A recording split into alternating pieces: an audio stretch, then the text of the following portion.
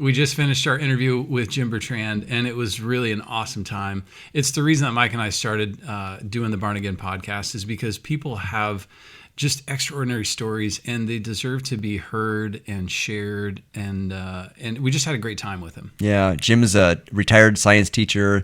39 years he was a teacher, and part of our coffee group, and just an amazing, humble individual. He's got a mission where he goes around the world and talks about the Shroud of Turin, which is something that Catholics and Christians believe is possibly the burial cloth of Christ.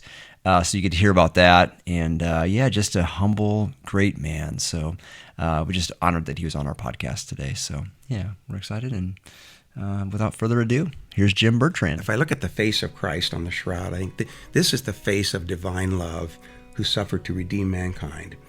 And it just makes Jesus real, and it makes the resurrection real. I think here on earth, we can love them. We can desire their greatest good, even though we may not like them yet. Yeah. I think it's possible to love somebody and not really like them. Wow. Sure. Okay, but in heaven, we'll have both. You're going to like them and love them. Wow, yeah, that's amazing. Realize it's not a natural process. Mm-hmm. We can't recreate this. Mm-hmm. It's not the work of an artist. What's left? Reason leads you to what's left. Wow. Supernatural. Wow. I would say that attending a mass where it finally hit me the real presence of Christ, that was a game changer for me. Before they said, well, I came to this talk wondering, if it's the authentic cloth of Christ, and then after seeing this information, she said, the question now is, how could it not be? When I was growing up, my father died in an airplane crash when I was 3, so I never knew him. But when I was 6 or 7, my mom remarried, and she remarried a divorced man. And it was a rocky marriage for like 15 or 16 years. And I remember when I was 18, I just never felt that I was missing. There was something missing in life. Something wasn't there. And we didn't have the mother and father children all lovingly together all the time. And I didn't know what it was, but I was missing family. And after I went to college, I was going to go find this thing that I was missing, whatever it was. And long story short, I married my wife in 1984, and then we had Anthony in 1986. And when I held that first son for the first time, it got me that, this is what was missing in my life. Wow. And he looked at it and he said, God, are you there or not? Jesus, are you God? I need to know, because he'd been struggling with it. And he said, and he had this experience, a personal encounter, if you will. And he said the eyes opened, and in an instant, he had an infusion to understand how God could become man in the person of Jesus Christ. If you have to make a decision on the shroud and it has to change your life, you don't want it to be authentic. Because if you're living a life if you're living as if God didn't exist, then all of a sudden this thing, there's going to be a resurrection, there's going to be a judgment. No, it's got to be fake, because I don't want to change the way I live. And yet that very change, like you pointed out, that can be a benefit to them in terms of, gee, this was bad news to me now, but I've discovered that maybe I need to change the way I live. Maybe there really is an eternity where I can spend eternity united with God or separated from God. And I think choosing the former is the way to go. Wow.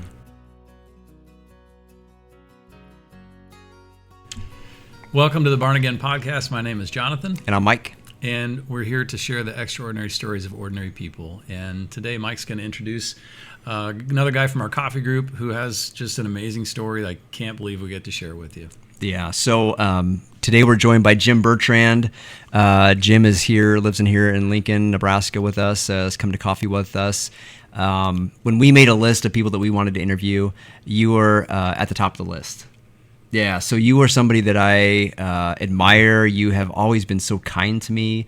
I knew you back at Pius High School when you were a science teacher there, and just an amazing, humble individual who has helped so many people, so many students, but also after you got done teaching and retired, you still continue to have this mission that you're on with the Shroud of Turin, and you are an expert with the Shroud, and you're recognized by many leaders in the field as an expert. You were on EWTN with Father Mitch Pacwa.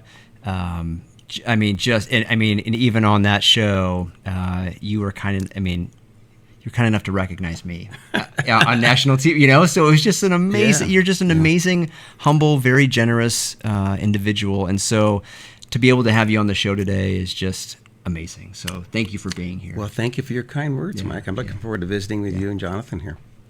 Thank you. Well, we were kind of talking through maybe what we wanted to start with, and I know the Shroud is just very close and personal for you. And but I thought maybe we could just start with, you were a science teacher for 39 years. Is that what you said? Yeah, I grew up in North Platte, Nebraska. North Platte, St. Pat's. I went to UNL, and my first teaching job of science was at Crete High School for Sept for 8 years.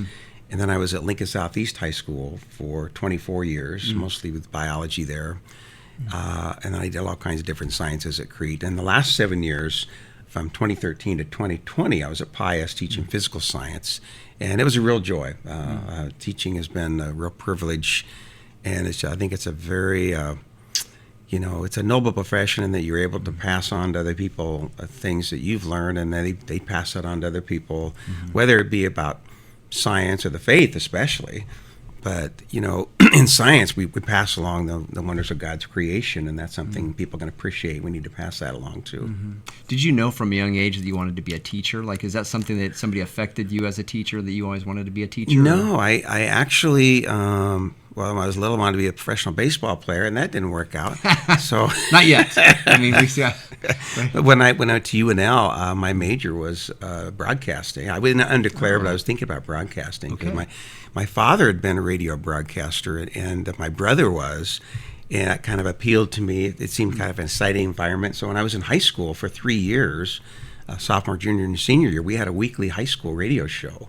And myself and another guy, we hosted every week. We had our own news, had our own sports, our own little skits, and it was really fun. And we always had to put a disclaimer at the beginning of our program that the radio station wasn't responsible for anything you say. Is that right? Yeah, but that was my first taste of radio. I kind of enjoyed that. And then I got to UNL and decided that, being maybe a coach, or I was a phys ed major and biology major, a double major that way. Okay.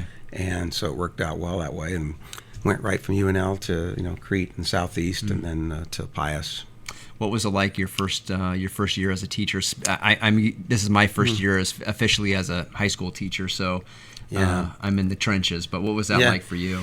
You know a lot more years from now than you know your first year. That's for sure. Because I was, learning as groping along, and I had a tough year that first year. I loved teaching overall, but that first, I had one class in particular. They were the class of 85. I had freshmen. I had 35 freshmen. There were only 30 chairs in the room. I had 35 freshmen teaching physical science, and most of them were just there to get their science requirement out of the way, that kind of thing, And they were one of a kind. I've never had a class since that, but they oh my God. That was your first one. Yeah. Well, I taught 6 out of 7 periods then, but funny. But in your later years, you have classroom management control, and you have routines, but your first year you're still feeling that out. And my gosh, they would chew me up and spit me out every day. Is that right? Every day. And it's a wonder that at the end of the year I didn't think, gee, I wish I get out. I never thought about leaving teaching, but it was rough. And to give you, I should have had an idea of this when they give out the class list, because in high schools and any school you go to, they'll say, okay, here's a class list of this is section 222. Here's your students. Here's something from the English department, section 434, whatever. That class reference number was 666. Oh. They were the class from hell. Really? Oh my gosh. I got along with them fine now. Yeah. I've seen them since that. One of them became principal of a Catholic school, Catholic grade school, and then other ones that come up to me later and apologize. Really? Yeah.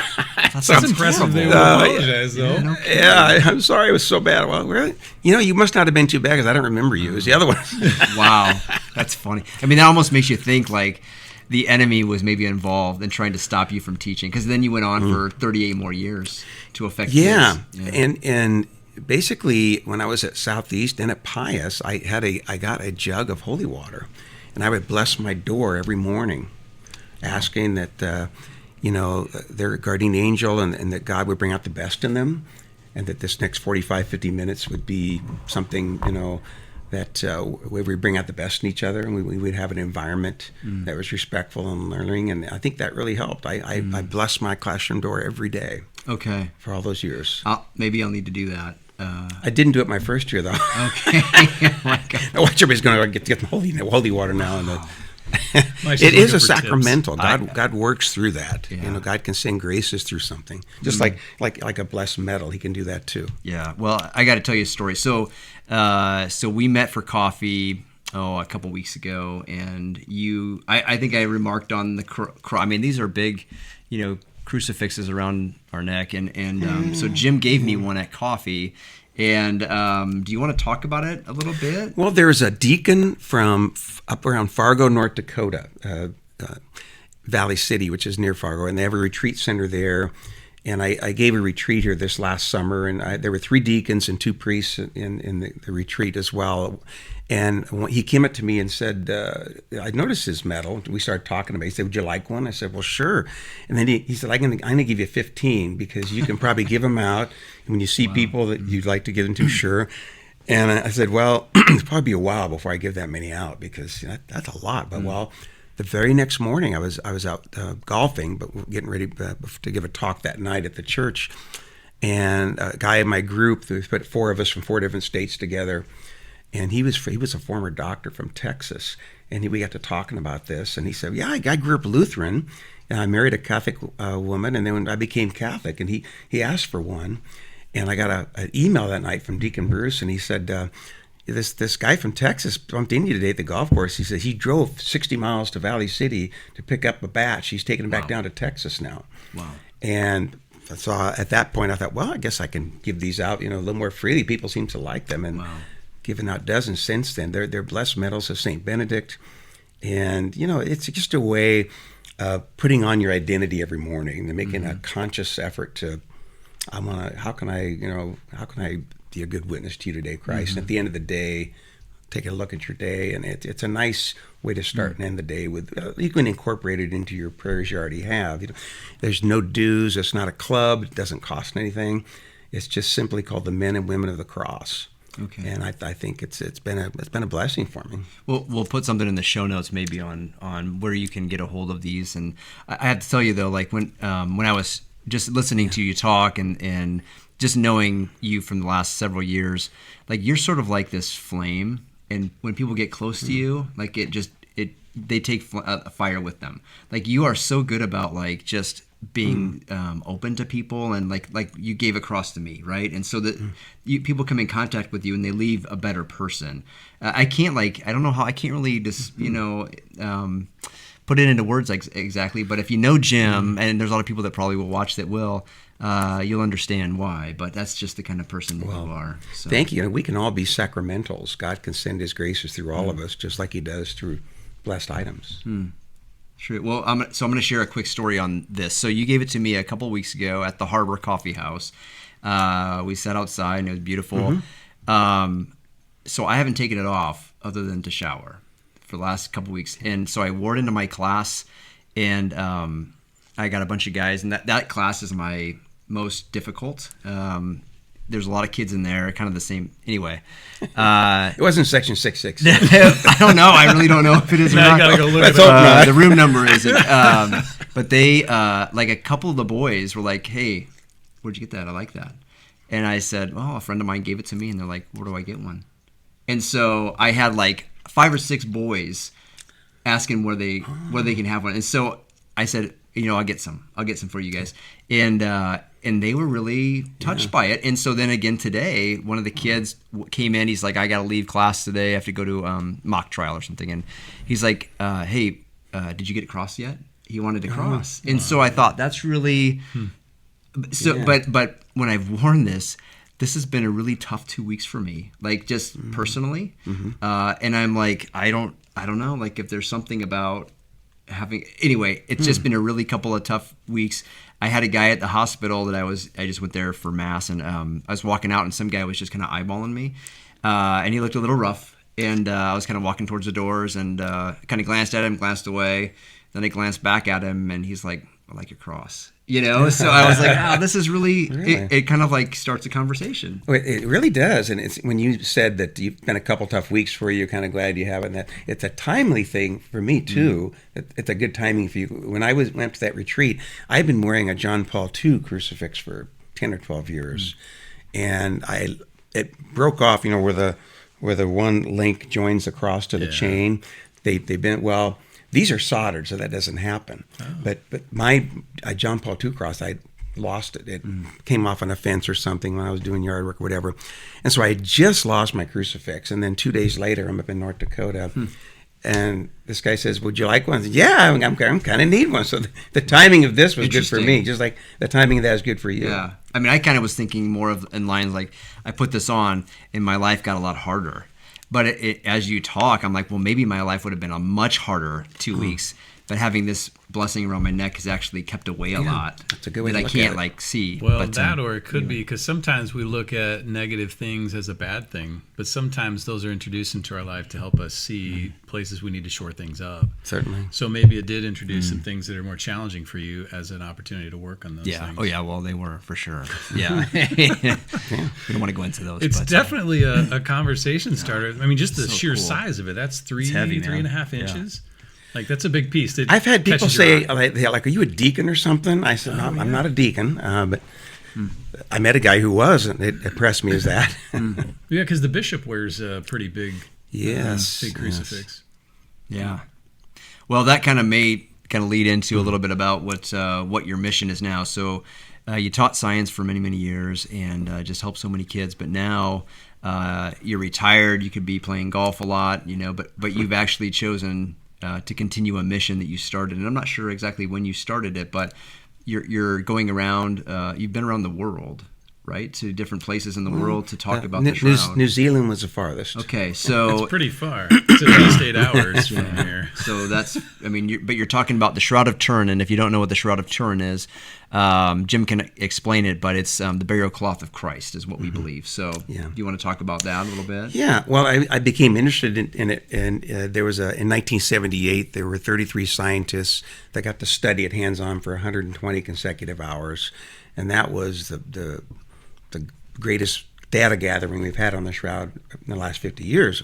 And I had a chance to invite the leader of that team. He's a really elite guy. He's in the United States Air Force, PhD in physics, Dr. John Jackson. I invited him to my parish in 95 to give a talk on the Shroud. And he gave a 2-hour talk, and it was just fascinating. My wife and I hosted them, him and his wife. She was Jewish, Rebecca. And after they were married, she became Catholic as a result of studying the Shroud. She's a Jewish historian. Oh, wow. And anyway, we kept in touch over the years. And then in 2014, Dr. Jackson had finished about 5 decades of research on the Shroud, and he put it into a book called The Critical Summary. And at the 2014 International Shroud Conference in St. Louis, he had that book, and it was given talks, and other scientists were there as well. But he and Rob Siefker, the editor, asked me if I could take this information and put it into a presentation so that their information could be shared. So rather than just being a science book sitting on the shelf, let's take that information. Can we present it to people in a way they can understand? Mm-hmm.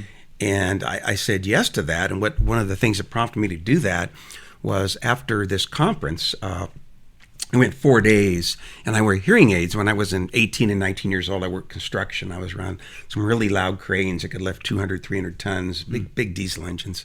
And so by the time I was 25, I had the hearing of a 70-year-old. And so I had to start wearing hearing aids. And my college roommates were always teasing me, okay, did you hear that? Are you deaf? That kind of thing. So I had that type of hearing. So I've been wearing hearing aids since about, like 1985 or so. And then I've always had to listen. My kids had to repeat themselves and that type of thing. It went from mild to moderate to severe hearing loss. It's profound now. But when I was at the Shroud Conference in St. Louis, I listened to 42 presentations in a 4-day period. And there were scientists from Spain, Italy, France, Germany, the UK, really heavy accents.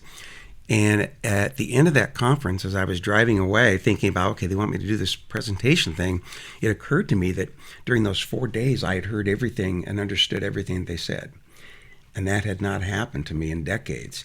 And it didn't last. So I wouldn't call it a miracle, because miracles need to be lasting. For that 4-day window, I was granted the gift of normal hearing, I think. And so that reinforced to me that, okay, they've asked me to do this, so I'm going to do it. And I put about 150 hours into the original one, got some feedback on it. I gave it to 7 religious communities, got their feedback, and then I asked all those 7 to pray for me. that was the foundation. You have these nuns praying for you. Then I started going to parishes, and this was in 2015 now. And I'd say give anywhere from 35 to 45 talks a year. I've been doing it for 10 years now. Wow. And God has opened so many doors with this. It's not a money thing. I've never made a dime doing this. They'll take up free will offerings, and I'll use that to cover my gas. And then 100% of it goes to the Turin Shroud Center in Colorado Springs to support the research that Dr. Jackson does. And I've just seen a lot of doors open on this. God is really watching over me on this. I remember one in particular, my flight from Lincoln got delayed for an hour because the flight didn't get enough rest from coming in late the night before, if you've ever experienced that. Now, I had a 50-minute layover in Chicago. Now, if you're leaving Lincoln an hour late, you're going to get to Chicago just about the time your plane's taking off. And I was coming into gate, I don't know, C-57 or whatever, and the connecting flight was going to be 20 minutes away, like, A3 is it going to be all the way. So I'm on the plane thinking, well, what am I going to do here? And then the plane touches down, I turn on my cell phone. Oh, here's a message from United.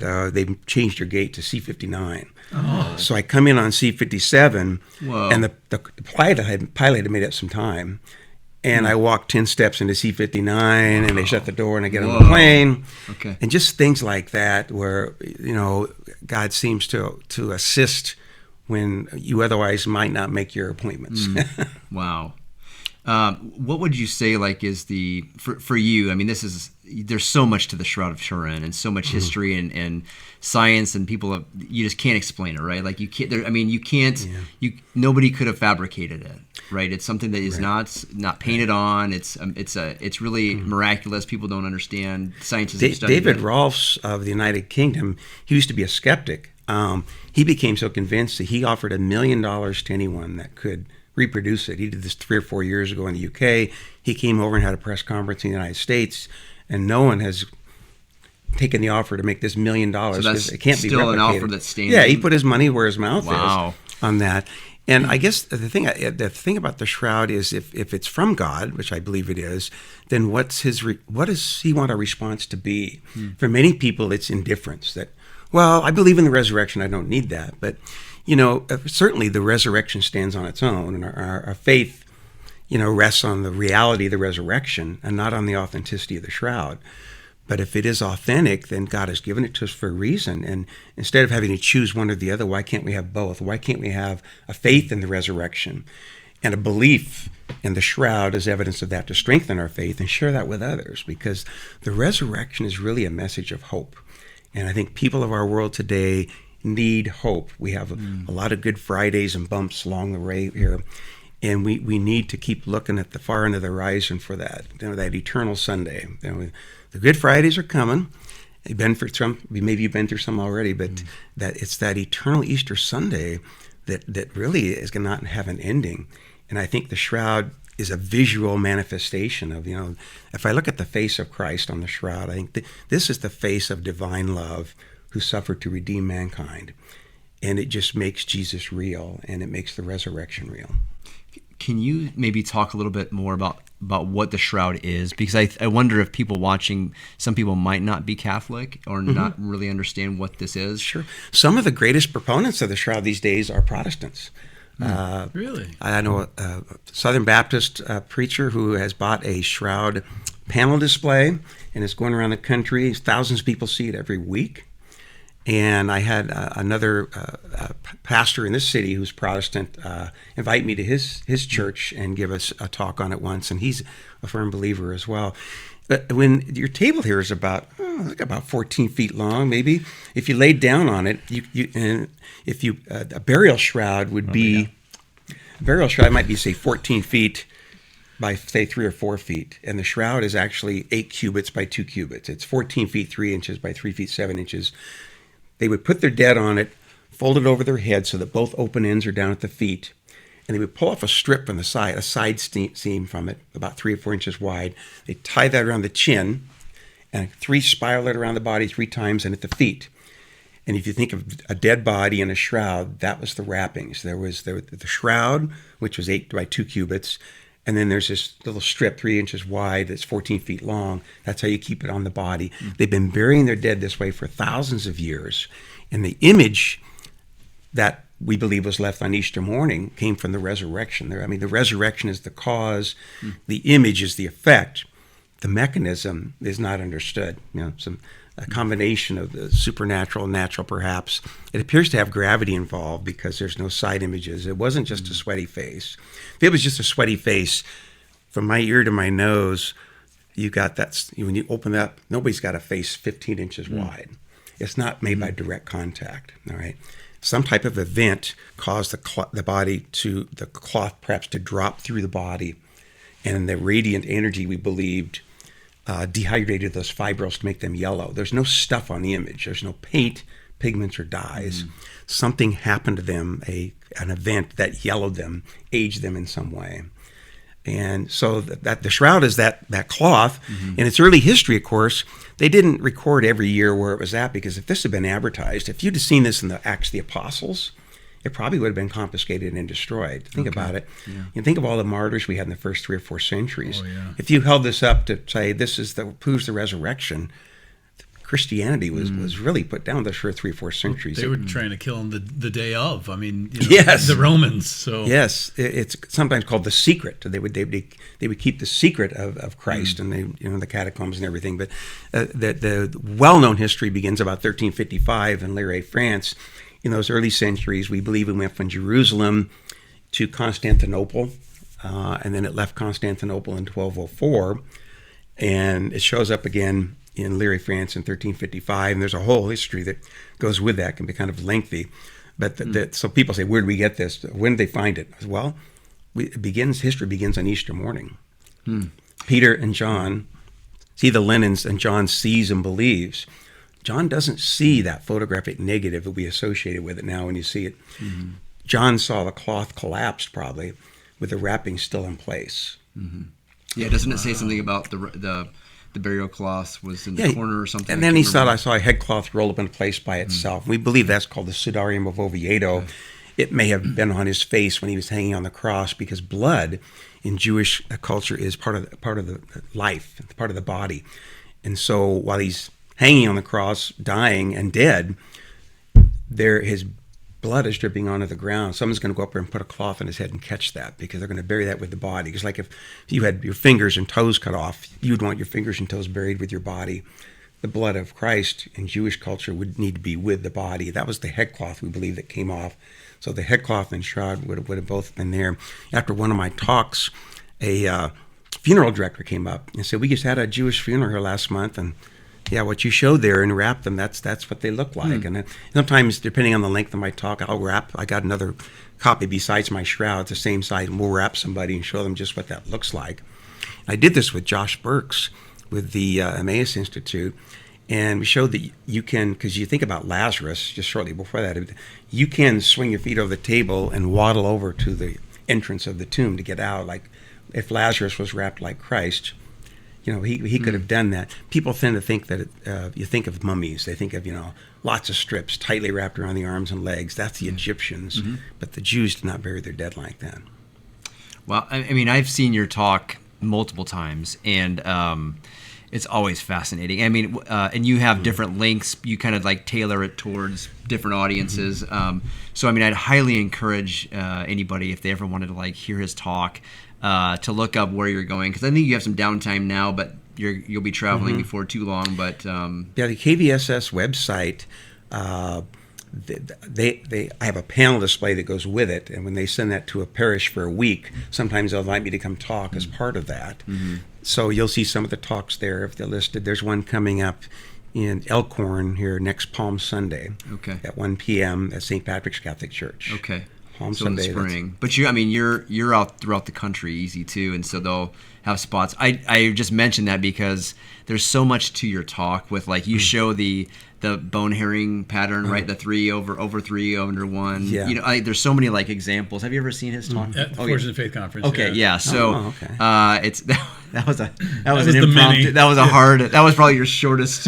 Which one was that? That Forged in Faith, when we had you out for Forged in Faith. Yeah. It rained on you. And the rain and the mud and that was great.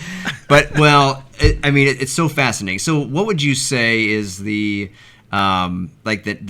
most intriguing thing or the most powerful thing that you've learned about the Shroud, just in the amount of time you've been doing it and the research you've read? Yeah, it speaks to every people in every place and every time, regardless of language and culture. You look at that, and there's Jesus. He died for me, and that touches the human heart, I think. And I think God gave it to us for a reason, to increase that faith in us, and know that we're loved, and that He really was a real person with a human nature, and walked this earth. And I think that is an overall theme of the Shroud. For me personally, I've seen it's affected a lot of people in a lot of ways. There are many conversions. There's no physical miracles with the Shroud. We don't have blind people touching it, seeing that kind of thing. Lourdes has the miracles, and God has provided other places for that. But for the Shroud, there's spiritual conversions. I know of Jews and Muslims and Protestants and atheists and fallen away Catholics. I know examples of all of these and others that have gone from ignoring God in their life to all of a sudden realizing that, gee, Jesus really did live and die for me, and I'm loved. And there's been many, many spiritual conversions because of the Shroud. And I think we're going to see that exponentially increase in the last 2-3 years. The amount of information that the press is giving it. There's a guy named Joe Marino who has been doing this for 50 years. He catalogs everything from a scientific paper to a magazine article to YouTube videos. And every week he sends a summary of that out to a group, and I'm in that group. And it used to be, 20 or 25 items a week that would come out. And then lately it's been 60, 70, 80 items a week coming out worldwide. And people, I'm getting emails from people from other countries sometimes that I don't have a website, I don't have a budget, and I don't have any promotional materials. And I like it that way. But so in case people want to know when your next talk, whatever, I'm sorry I can't give that.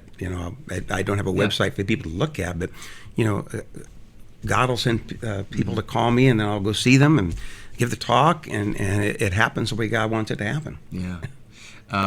One thing that I find amazing is that they've taken samples of the blood, right? There's blood stains on there. From a scientific perspective, that blood, correct me if I'm wrong, but does that match Eucharistic miracles, the same blood type? Sure. They've tested at least 5 different Eucharistic miracles, and they all test out as AB blood, which is a universal receiver. And the Shroud of Turin displays evidently it tests positive for AB blood as well. Okay. So that doesn't surprise me. Yeah, and the what's the cloth of Sudarium? Sudarium, and that's have the same blood type on it as well, the right? Sudarium has AB blood as well, and there's some pollen grains and some dirt from Jerusalem that are on the nose of the Shroud, and they're also found on the Sudarium. Wow. So scientists agree that the Sudarium and the Shroud had to have wrapped the same person at the same time, because there's just so many consistencies between the blood stain patterns and everything. It matches up. Wow. Yeah, I find that it's curious to me that it does cause you to kind of choose, and that's what the Eucharistic miracles do. One of the main arguments I hear is well, as Christians, as Catholics, you can't prove it. Prove it to me scientifically. And then you put scientific data in front of them that's unexplainable. Yeah. And then you're faced with well, now what do I do with this? It can't be an anomaly. And when it's all these Eucharistic miracles where they've tested, it's the same blood type, it's from the muscle of, oftentimes in the Eucharistic miracles, it's from the heart, and a specific part of the heart. You're faced with this data, and you have to choose either, this is phony data, which, it's like you said, it's been proven time and time again as different researchers of non-faith backgrounds have looked at it. It's fact. Yeah. And, if God doesn't force us into anything, but when we look at the data, like you say, and we realize, it's not a natural process. We can't recreate this. It's not the work of an artist. What's left? Reason leads you to what's left. Wow. Supernatural. Wow. I like that you had mentioned in one of your talks, too, that the idea that it was used at the Last Supper. Right? Is that a theory? Yeah, that's not my idea. That is Dr. John Jackson's idea. He's been working on that for over 30 years. And at first I was kind of skeptical of that. But after he gave a 3-hour presentation, and my wife and I, we went up to Colorado Springs, and boy, things fit well together when you think about, with the apostles every year when they went to Jerusalem, did they have a place to celebrate this Passover? Who was going to provide all their stuff? They weren't rich men.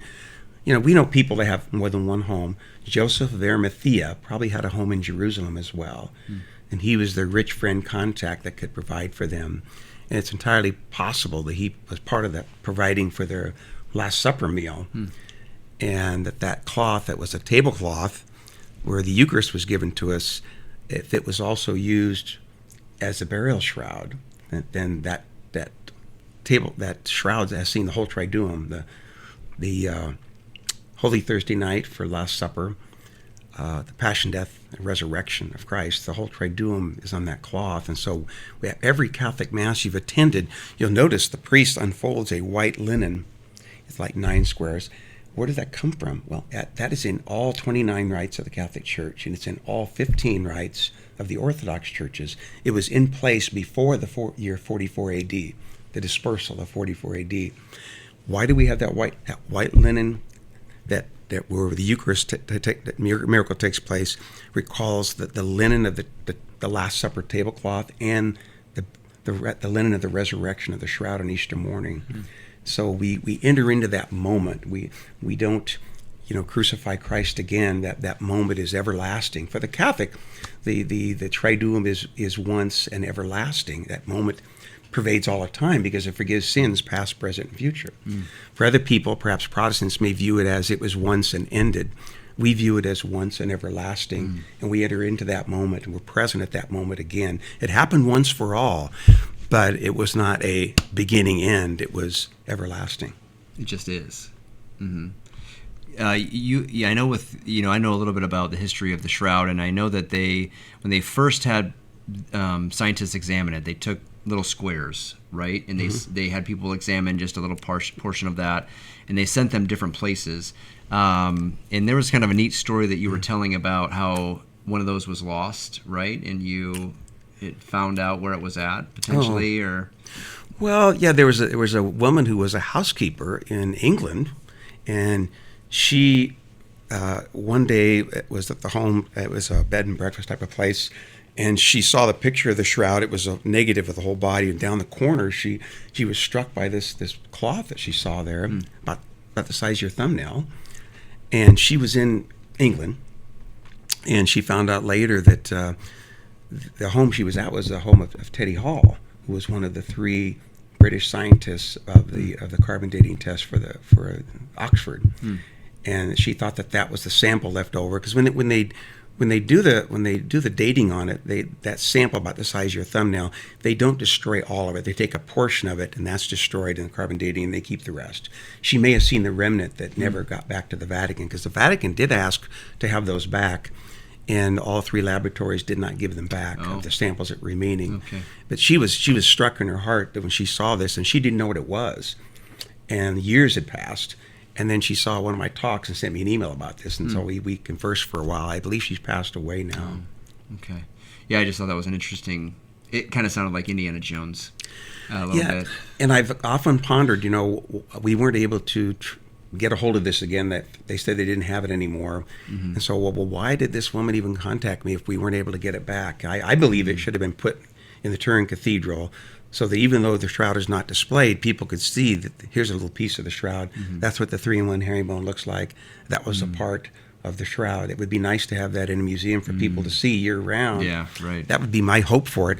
But England, Oxford never returned the rest of that sample, and so I don't know where it's at now. So people can't just go see it in Turin, right? It's locked up and... It's in the Cathedral of St. John the Baptist in Turin, Italy. It's been there since 1578, and you can get up close to it. There's the main altar, and just to the left of the main altar is a big bulletproof glass doors that are really thick and heavy, and it's horizontal in a aluminum reliquary that's 15 feet by 4 feet. It's not folded up, and they've removed all the air from it. It's 99.5% argon, which doesn't react with anything, and then 0.5% oxygen.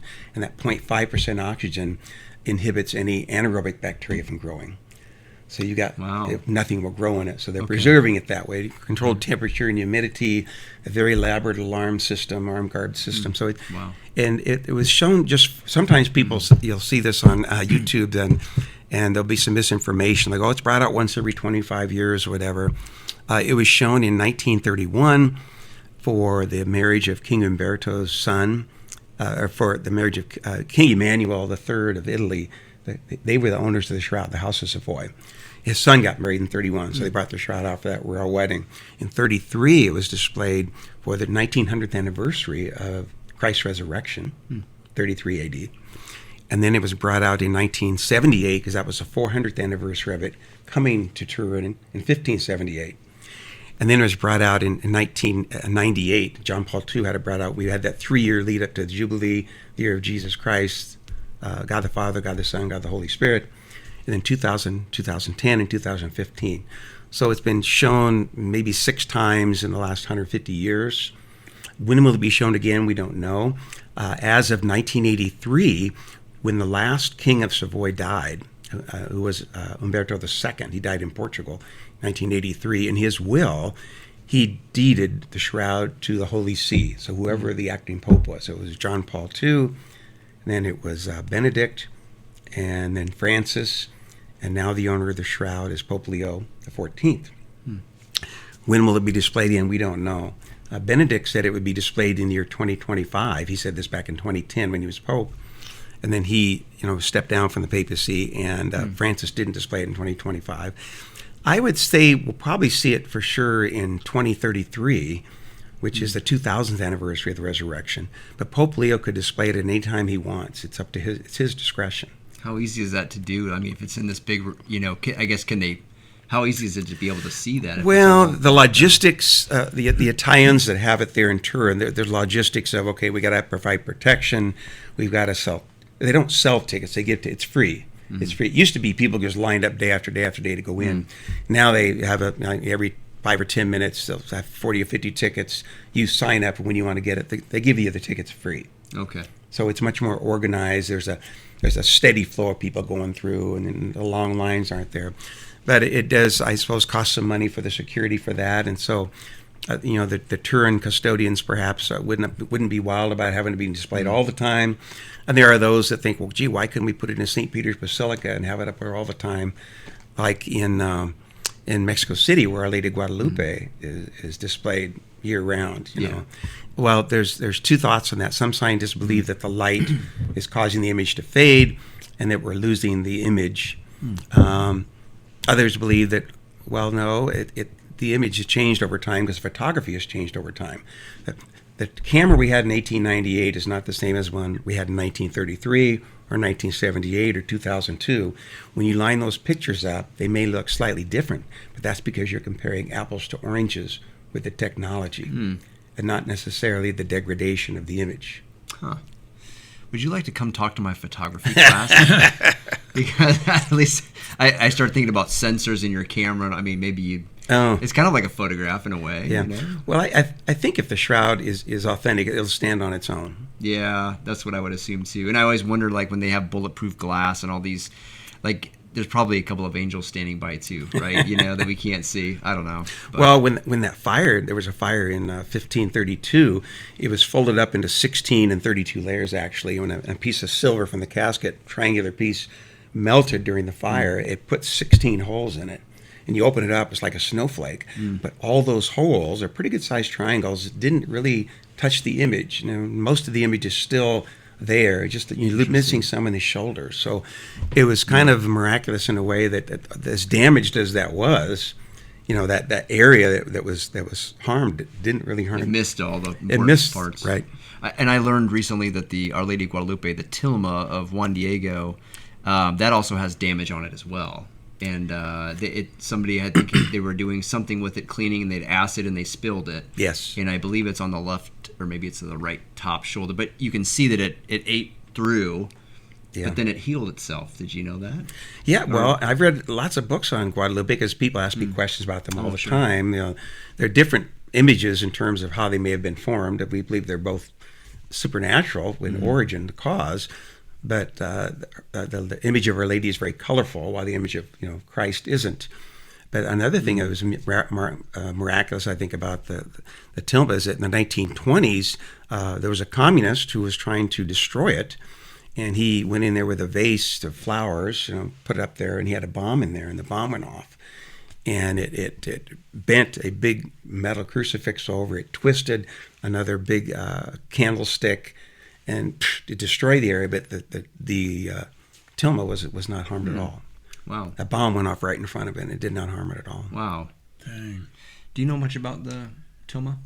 Did you ever see that? No. Okay. I mean, I'm familiar with the story, Yeah, but no, okay. I've never seen it. It's in Mexico City, and we had that. So at Pius, they have the Institute of what is it called? It's like the Diocesan Institute. Oh, yeah. Where you go, and so they had somebody come. Oh gosh, I don't want to forget his name. I feel like it's Chris Watts. I feel bad if that's. Did he speak on the tilma? Mm-hmm. Oh. It was really amazing, and he taught. I mean, it was so deep. He had 45 minutes or whatever it was, but it was fascinating from the standpoint of the way that the star pattern is on her her veil, and the mantle she was wearing. The mantle, and I mean the colors scheme, and the eye, that reflection. And so he had he had a lot of information on it. It was just fascinating, and I wanted to learn more. But really, really miraculous. They can't explain it, and I think people are going to hear about this in the near future. In 2031, that'll be the 500th anniversary. Okay. That image came on December 12th, 1531. Okay. And so 2031 will be the 500th anniversary. It is the number one pilgrimage site in the world for Catholic pilgrimages, and even more than Lourdes and Fatima. That's Mexico City. So in 2031, it's going to be really, really visited that year. Well, that's 2 years before 2033. Yeah. The tilma. And I would imagine if they do start to open that tilma up, the Shroud of Turin up in 2033, like at first I'm like, they'd have it open for a month or two. But like, no, you would have a stream of people 24/7 for an entire year wanting to look at it. In the past, they usually go 5 or 6 weeks, but I think for that type of a jubilee, it would have to be certainly longer, and hopefully, months and months, maybe even the whole year, perhaps. Yeah, right. It's interesting. Like we as Catholics, we have relics of saints. They have parts of their bone or their clothes or whatever. But as you talk about the shroud, and I think of people who aren't of any Christian denomination, they look at the scientific data and it stirs something in their heart. But then you look at the depth of what we do have with the Eucharistic miracles and the tilma of Our Lady of Guadalupe and just these other things. And I would think that it would start to plant a bug in your mind, like, man, there's a richness here that maybe we haven't seen yet that is unexplainable. Certainly. I mean, it's rather explainable when you look at the data, but it would just cause you to take a second look at it, which it sounds like it does for people. Sure. That and really this is kind of a teachable moment for, let's say, maybe some non-Catholics or Protestants or atheists for that matter that wonder about, why do you Catholics, venerate relics, their bones, you get dead people. Isn't that kind of a morbid kind of thing? We believe in the communion of saints, that the people that have gone before us who died in the state of grace, they are more alive than we are right now in heaven. They're the church triumphant. We're still battling. We're the church militant. And those that have passed away that still needed some purification, those in purgatory, are the church suffering. So the church militant, the church suffering, and the church triumphant. That is a communion of saints. And so having those bones of saints in our altars is a visual way for us to remember that we believe in the communion of saints. Well, even with the crucifixes you guys are wearing, like when Mike talks about wearing his, there's something special because you gave it to him. Like there's a connection even at a human level because your friend gave it to you, someone that trust, love. How much more so when it's a saint who's in the beatific vision? Like this is a very, I don't know, it seems like sure. Yes, that makes sense. And you've never been to Turin, never seen it up close or personal, unfortunately? No, I got invited to, when it was in 2015, to go to 2 groups, but I couldn't afford it, so I haven't been there. And, if it does get on display in the future, I would like to go and see that. That would be neat. You were invited to talk about the Shroud on EWTN. What was that experience like? Well, that was in 2022. And Father Mitch Paco, a wonderful host, and it was a wonderful experience. I got there about 11:30. My plane touched down about 11:30, and he had sent someone to pick me up. And I got a text message from him saying, I'm doing Mass at noon. You want to come? And I said, sure. So they took me, and it was I think it was the Maronite Rite, Syriac Maronite Rite. There's other rites in the Catholic Church. We're familiar with the Roman Rite, the Novus Ordo Mass, or the Latin traditional Latin Mass. That is just one of the rites, but there are other rites from around the world that are equally as valid, and they have a liturgy of the Word and a liturgy of the Eucharist. So that was my first experience with that liturgy. I'd seen a Byzantine liturgy as well before, and so I went to Mass in that way, and we talked a little bit that afternoon. And then that evening, he had a few of my, we talked to the tech crew there about a few of the slides I had. People called in with some questions. It was a blessing from the standpoint that I have no idea how many people we reached, but I've had people comment to me about that you just don't know where your influence can end. And so having that opportunity is really a big, I think, an opportunity to share the shroud with others. And like I say, what does the shroud tell you? Well, to me, it's the face of divine love. Have you ever wanted to write a book or anything? Have you ever thought about putting this information in a book? There's so many shroud books right now. I think the book that no one's written is on the conversions, the miracles, the miracles of the shroud, people that have been converted and lost their faith and got it back again, or never had it and got it, or a Muslim who becomes Catholic, or a Jew that becomes Catholic because of the image on the shroud. And so I think if a person were going to do a book, that would be the one that's a niche no one has filled. It'd be a fascinating read. There are lots and lots of books out there on the shroud. I don't know what I could add to what anyone else has already said. The scientists do the research and make these discoveries, and I'm kind of the link between them and people. I want to explain it to people in a way they can understand. So I don't have anything new to offer that way. But I think if a person were to actively find out where these conversions are happening and then put that into a book, you'd have little 3 and 4 or 5 page chapters, 40 or 50 people that have been converted. I think it'd be a fascinating read. I wish someone would do that book. That sounds incredible. I mean, that's why we do this, is to share people's stories, because that's what connects us with people intimately. So like if I got to read someone's story about their conversion, and not just the data that they saw, but like what did that do to move in your heart, and what was that like overcoming those obstacles or traditions that you've had in pursuit of something, like I would love to hear that story. I read one that was in a book by a Jewish man called From the Kippah to the Cross. And the kippah is a Jewish thing they wear. And of course, the cross. So how did a Jew become Christian? And his name is Jean-Marie Setbon. And there's a little section in there where when he grew up, he read about this Jesus and he read the Gospel of John. He was a very Orthodox Jew, and he liked reading the Gospel of John. And so he was troubled with, okay, God, who are you? Jesus, are you really God? And for decades, he struggled with this. And I think he was in his 40s, and he was still wrestling with this problem. And it was like Christmas, and he was in a convent. He had Catholic friends. And he sat there in the chapel before Mass began, and there was a photographic negative of the face of the Shroud of Turin on the wall. And he looked at it, and he said, God, are you there or not? Jesus, are you God? I need to know, because he'd been struggling with it. And he said, and he had this experience, a personal encounter, if you will. And he said the eyes opened, and in an instant, he had an infusion to understand how God could become man in the person of Jesus Christ. Because it's very difficult for a Jew to accept that. Their morning prayer, Hear, O Israel, the Lord is your God, the Lord alone. Okay? The Lord is one. So if it's difficult for a Jew to accept that there'd be a God, the creator, but how could he have a son named Jesus who's also God, and the Holy Spirit is also God? So the Trinity is difficult enough for all of us. It's a big hurdle for Jews, and he just couldn't get over that hurdle.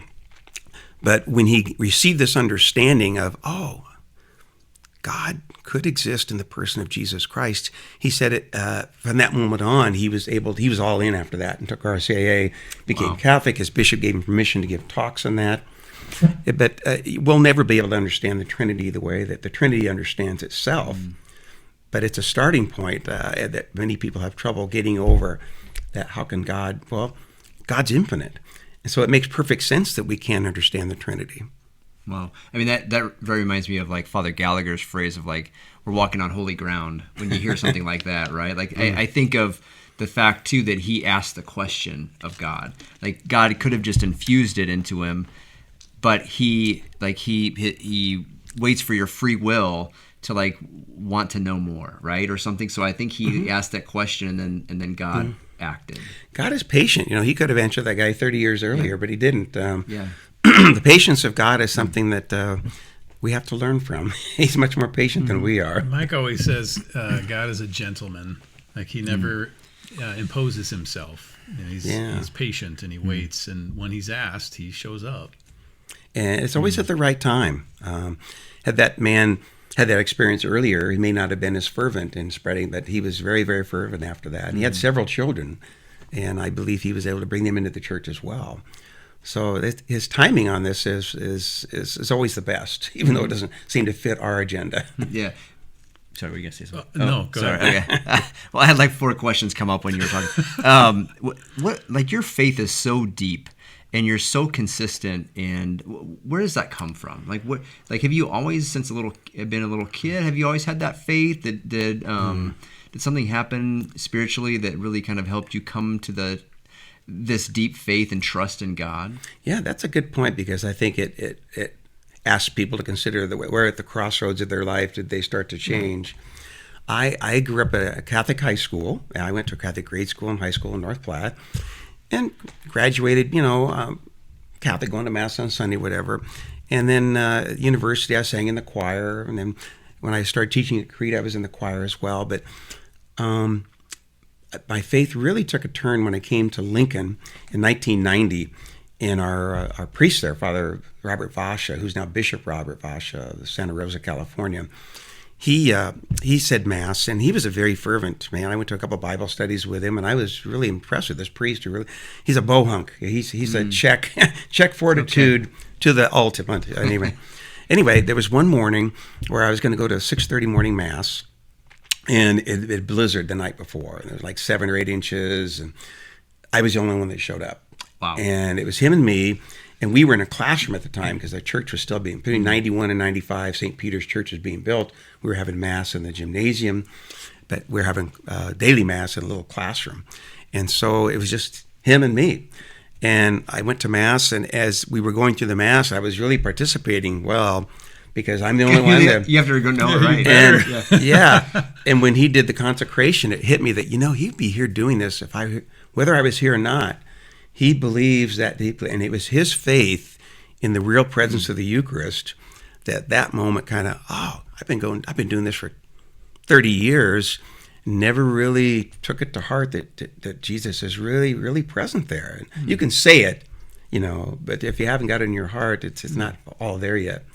And I think from that point on, I think that's where I started to live my Catholic faith a little more seriously. I got a holy hour. I've been doing a holy hour since 1992, and I've taken my faith more seriously, go to more daily Mass. So the sacraments have the power to do what God gave them to do, because God's works never return to him fruitless.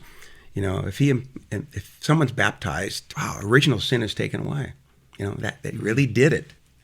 If someone received the Eucharist, that he's really there. And so that when he forgives sins, the sacraments do what God made them to do, and they're efficacious. And so in terms of answering your question, I would say that attending a Mass where it finally hit me the real presence of Christ, that was a game changer for me. Sorry, do you have a question? I was going to ask him a question. I do. I thought you had 4, so Sorry. I was waiting. Looking for the other 3. No, I thought that was just an interesting side note that there's a storm and only one person shows up to Mass. Like objectively, you look at that and you think like, this is a bad thing. Like, you were talking about the last couple of weeks have been rough, but God used that bad thing for a conversion in your heart that has now affected so many people. Like God works through those tough things. He allows them. He wills them. I'm reading some Alphonsus de Liguori right now, and he said God wills evil things to happen, meaning he allows them to happen. He doesn't wish that they happen, but he allows them, meaning he's present in that moment that negative thing is happening. So that storm, for instance, he brought the snow down. He had the roads, he allowed the roads to be blocked, but it was for something greater. Exactly. And that's what I hope when people hear those kind of things, instead of looking at the negative and saying, but it screwed up my day and traffic was terrible and blah, blah, blah. But look what God did with it. We don't see it because it's so far down the road, but he was present in that moment. I think that's neat. And that ultimate example of that is, Good Friday is the worst thing that ever happened, Christ being, and then he turns it into Easter Sunday. Boy, is the omega point of allowing an evil to happen so that a greater good can come from it. The gates of heaven are open. I thought it was funny because you said you retired from being a teacher and making no money, and I'm like, but you're still teaching people and you're still making no money. You're consistent, Jim. Now you just don't have health insurance. I just didn't know any better. That's just the kind of guy you are. I mean, you're so generous. Yeah. I did want to share something with you that is also kind of a life type of moment that people might relate to. When I was growing up, my father died in an airplane crash when I was 3, so I never knew him. But when I was 6 or 7, my mom remarried, and she remarried a divorced man, and it was a rocky marriage for like 15 or 16 years. And I remember when I was 18, I just never felt that I was missing. There was something missing in life. Something wasn't there. We didn't have the mother and father children all lovingly together all the time. It would never. And I didn't know what it was, but I was missing family. And after I went to college, I was going to go find this thing that I was missing, whatever it was. And long story short, I married my wife in 1984, and then we had Anthony in 1986. And when I held that first son for the first time, it got me that, this is what was missing in my life. Wow. I think for many of the people that might be watching this, perhaps they had a childhood that was, less than ideal in terms of the loving mother and father and a home life that was wholesome. Many of us grew up in homes that maybe weren't as wholesome as we'd like them to be, and they desired that family.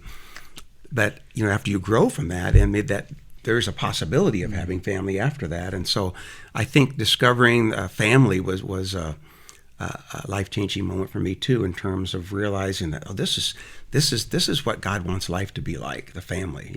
The Trinity, Father, Son, Holy Spirit. The love of the Father and the Son is so great, it's a person, the Holy Spirit. And the love of the husband and wife is so great, it's a person, their child. Yeah. We reflect the Trinity. You wouldn't have known that was missing if you hadn't have had your experience growing up. But it's another example of God allowed an objectively negative thing to happen, that you were missing that bond of family unit. But then when the time came, you knew what was missing and you knew what needed to be there to fill that. It's just God being wonderful again. Yeah. It really makes you appreciate family, Yeah. And there are people out there watching this probably that are by themselves and don't have family. Maybe they're single and they may not be getting married, but they look at that Easter Sunday on the horizon. That's even better than the family we have here. That's going to be the family of the communion of saints for all eternity. I think you're giving us more credit than we deserve, as you keep naming off all these different individuals that may be watching.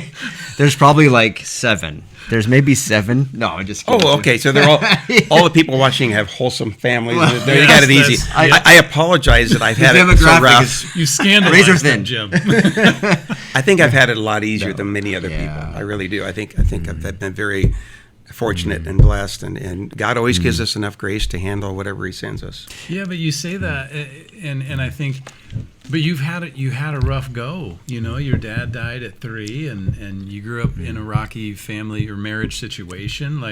You didn't have it great objectively, but someone asked me one time, they said, but who are you to think that you deserve this perfect scenario? And who gets that? We think that someone has it out there, but nobody has that perfect life. We tend to, I think, I know for myself, I tend to compare, and it's the thief of joy. Instead of just looking at what do I have, and what do I do with that? Even though I have a storied past, what is my present, and where do I move into that? I think it was my spiritual director who said one time, he's like, take the person you're at odds with, or your worst enemy, whoever it is, in heaven, you will love each other perfectly. You're trying to get to there on this side of the veil, but you'll love each other perfectly in heaven. Yeah, exactly. I thought of that too. That's when we say the Our Father, forgive us our trespasses as we forgive those. Well, I've got to forgive that. I think here on earth we can love them. We can desire their greatest good, even though we may not like them yet. Yeah. I think it's possible to love somebody and not really like them. Wow. Sure. Okay, but in heaven we'll have both. You're going to like them and love them. Wow, Yeah. That's amazing. I think your story is very common to saints. A lot of people lost somebody very early on. John Paul II, right? His father and his brother, and Saint Therese, I feel like, right? And his mother, his mother early. It reminds me too of Father Kolbe, who we interviewed. He lost his father, or his mother. I think he was about 3, wasn't he? Or how old was father, 2? He was pretty young, yeah. Yeah, I feel like he was pretty young. Do you remember much about your dad? I don't remember anything about him. Okay. I got a newspaper clipping of the plane crash and a couple pictures, and he did some radio and TV things for WCCO in Minneapolis. I was born in Minneapolis, and 3 months later we moved to North Platte, where my grandparents lived, because that's where my mother had to live. We lived upstairs. So he was a radio personality and TV type person, but that's all I know of him. Was he Catholic? Yeah, he was. I would say he was baptized Catholic, but I wouldn't say he was a very fervent practicing Catholic, from what I understand. Yeah. Do you? I'm sure you've seen pictures of him. Do you have what features do you have that were his? My son looks more like him than I do. Really? Yeah, because he's got Okay. black hair. Wow, that's my neat. dad had black hair. Okay. And he was tall, 6'3", 6'4". Anthony is about 6'4". He was a Marine. Got the same. He looks very much like my grandson looks very much like my father. Really? I bet it's interesting to probably hear the stories from your mom as you grew up about your dad. You know, somebody's telling you about him that you never got to necessarily remember meeting him, but that's probably a pretty neat thing to know some stories. Well, my siblings were all older than me. I was the 4th out of 5, but my older siblings recall those things, and sometimes we get together and reminisce. And they seem to have all the details and the stories that I didn't have, because I just didn't remember anything before age 3. Was that real? I mean, that had to be just so hard for your mom. Yeah, I don't know that. She was a generous person. She really was. She just passed away here a couple months ago, but she worked the desk at the bowling alley there, and there'd be lots of poor and homeless people, street people come in, and she would buy them a meal at the restaurant there, and she did that all the time. Wow. And I'm sure that she'd entertain angels unawares at times. Wow. Now, I'm no mathematician, but if I recall, you said 1984 is when you married your wife. Yes, huh? So 41 years? 41 years. Congratulations. Sure. Well, thank you. That's awesome. Were you born yet? What? Yes. I mean, no, I'm 30. Trying to give you a little. Yeah, I appreciate it. Yeah. I've been 33 twice. Wait a second. Wow. And you have a bunch of kids. Beautiful. You have how many grandkids do you have? Well, we have 6 kids, 13 grandkids. Wow. And their ages newborn to 13. I think it'll be more. Our youngest isn't married yet, and our 5th one just got married a couple months ago. So, yeah, I'm hoping we'll have 20 before this is over. We'll see. And your wife just retired too, so you Yes. get to spend some time with her. And Yeah, she still gets she gets asked for her medical advice all the time. You know, Mom, they got a spot here on the whatever, and what should we do? And sure. She's a great person to evaluate things. She did that with me once when I was taken to the hospital once in an emergency situation, and she diagnosed that I'd had a vagal reflex. That's where your heart nerve just kind of spazzes out, and your heart is out of sync. And it's the bells go off. It's a code. Everybody comes into the room. They rush up to ICU, and they were doing tests the next day, and they were trying to figure out what it was. And I talked to her, and she said, "Well, I think you had a vagal reflex." And sure enough, a little while the doctor comes back later. You had a vagal reflex. And wow, my nurse wife said that. She's excellent. wow, that's awesome. Yeah. So if she stares at me, I should be nervous. If she stares at you, no, if she stares She's at looking you, at you like, yeah. she'd say, "You look like Jesus." He gets that a lot. He gets that all out, I'm sure. Or homeless. That's the other one. I ask Jesus or homeless. I ask Mike's wife all the time. Whenever I see her at a picnic or whatever, I'm asking her, because she's a physical therapist, I'm always asking her, because I run, asking her questions about stuff, and she's always got answers. She loves it. She's very passionate about it. Yeah, she loves it. Yeah, I found people in the medical industry usually that way. They don't just like clock. It's like teaching. Like you don't just clock out. Well, as you're finding out, you never clock out. Yeah. I think the hardest part, and your wife would probably agree, that the paperwork and all that stuff that goes along with it is really It sure lot. changed from she nursed over 5 decades, across 5 decades. And so just like teaching, I used to do my grades by hand. I would write out all the grades, punch them out on a calculator to get their, average for parent-teacher conferences, whatever. And of course, now the computer does it all the time for you. So it's easier that way, but with computer. But at the same time, there's a lot more things that we have to. I think back then, teachers could hug their kids all the time, and I think they're kind of discouraged from doing that these days in certain places. Not every place, but things like that make teaching different Yeah. than it was what it used to be. Yeah. What was your favorite thing about it? About Teaching? Mm-hmm. There were times when kids came into my classroom and they were just taking it. They're freshmen. They just wanted to get the science requirement out of the way and whatever.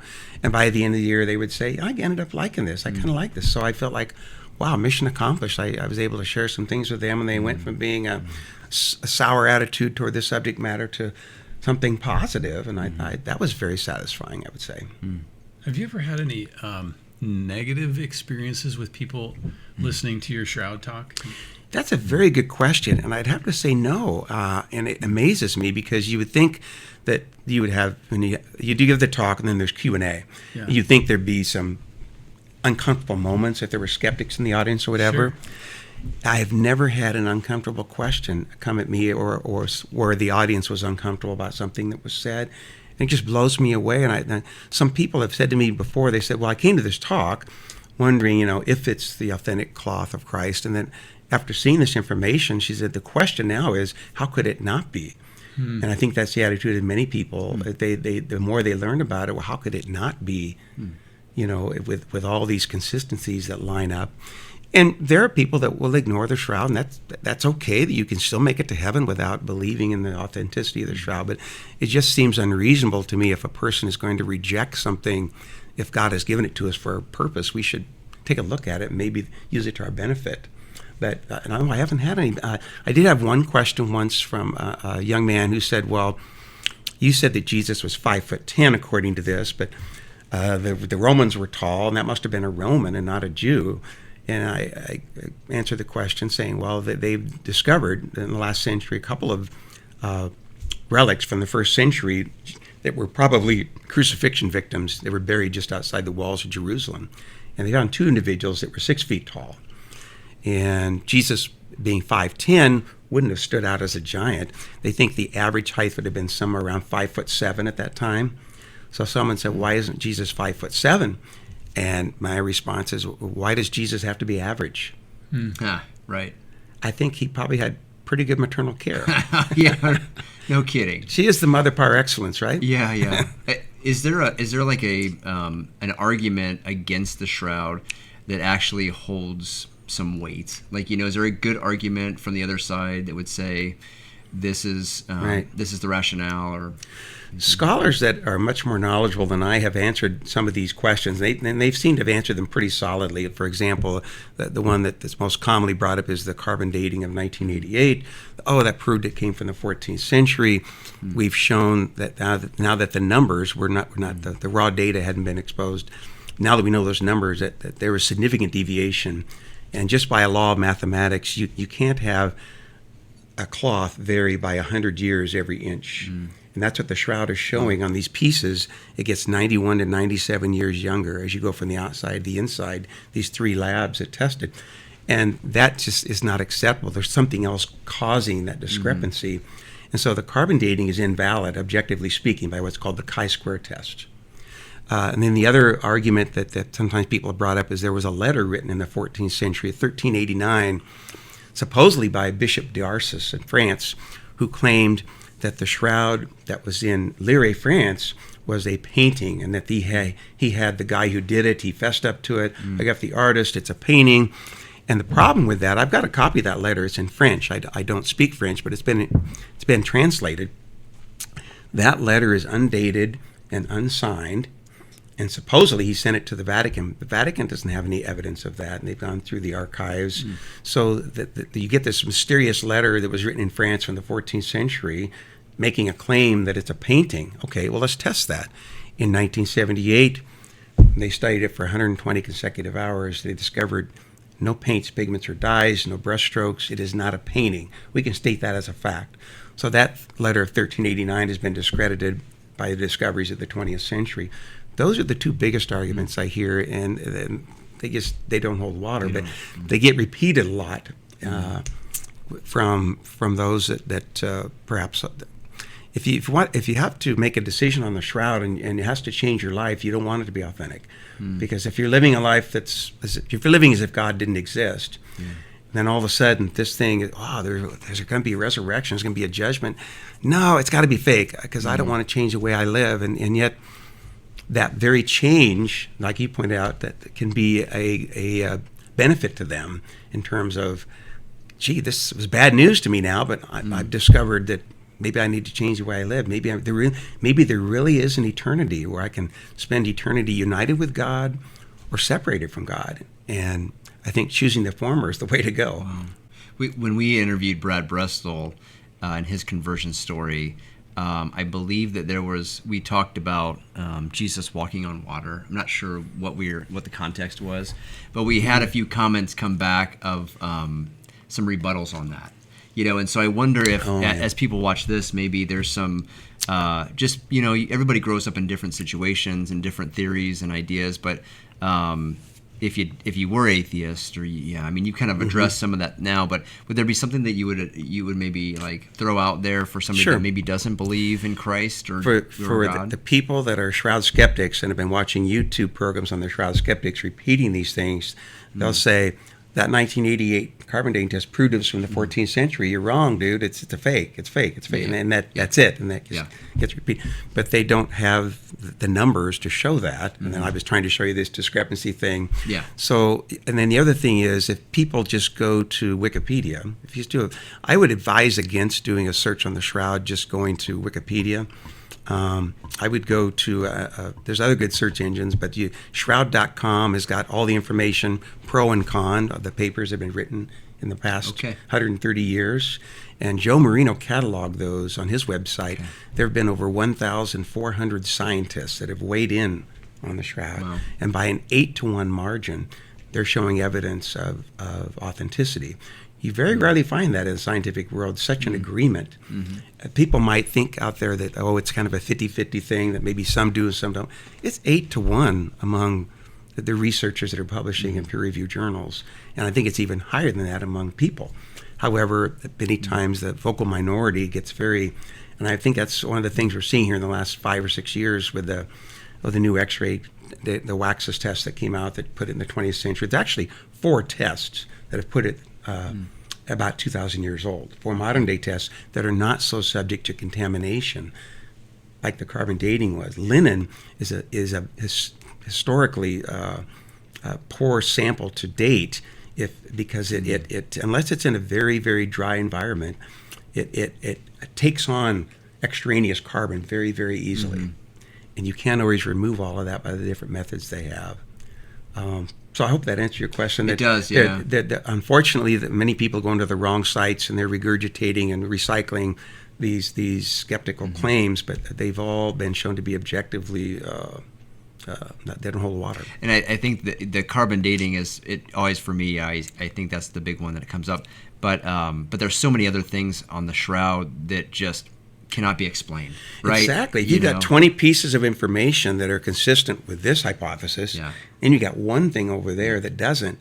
Do you throw out these 20 for that one? Right. For people that are arguing the carbon dating test, that's just what they're doing. Right. They're throwing away their 20 or 30 things, and there's more than that, actually. Right. If you put this on a scale, it would be 10 or 20 times larger than the skeptics. Well, and I hate to use this example because it seems so shallow, but if you had 1,000, not just people, because you're not saying just people, but scientists, like this is what they do is vet data.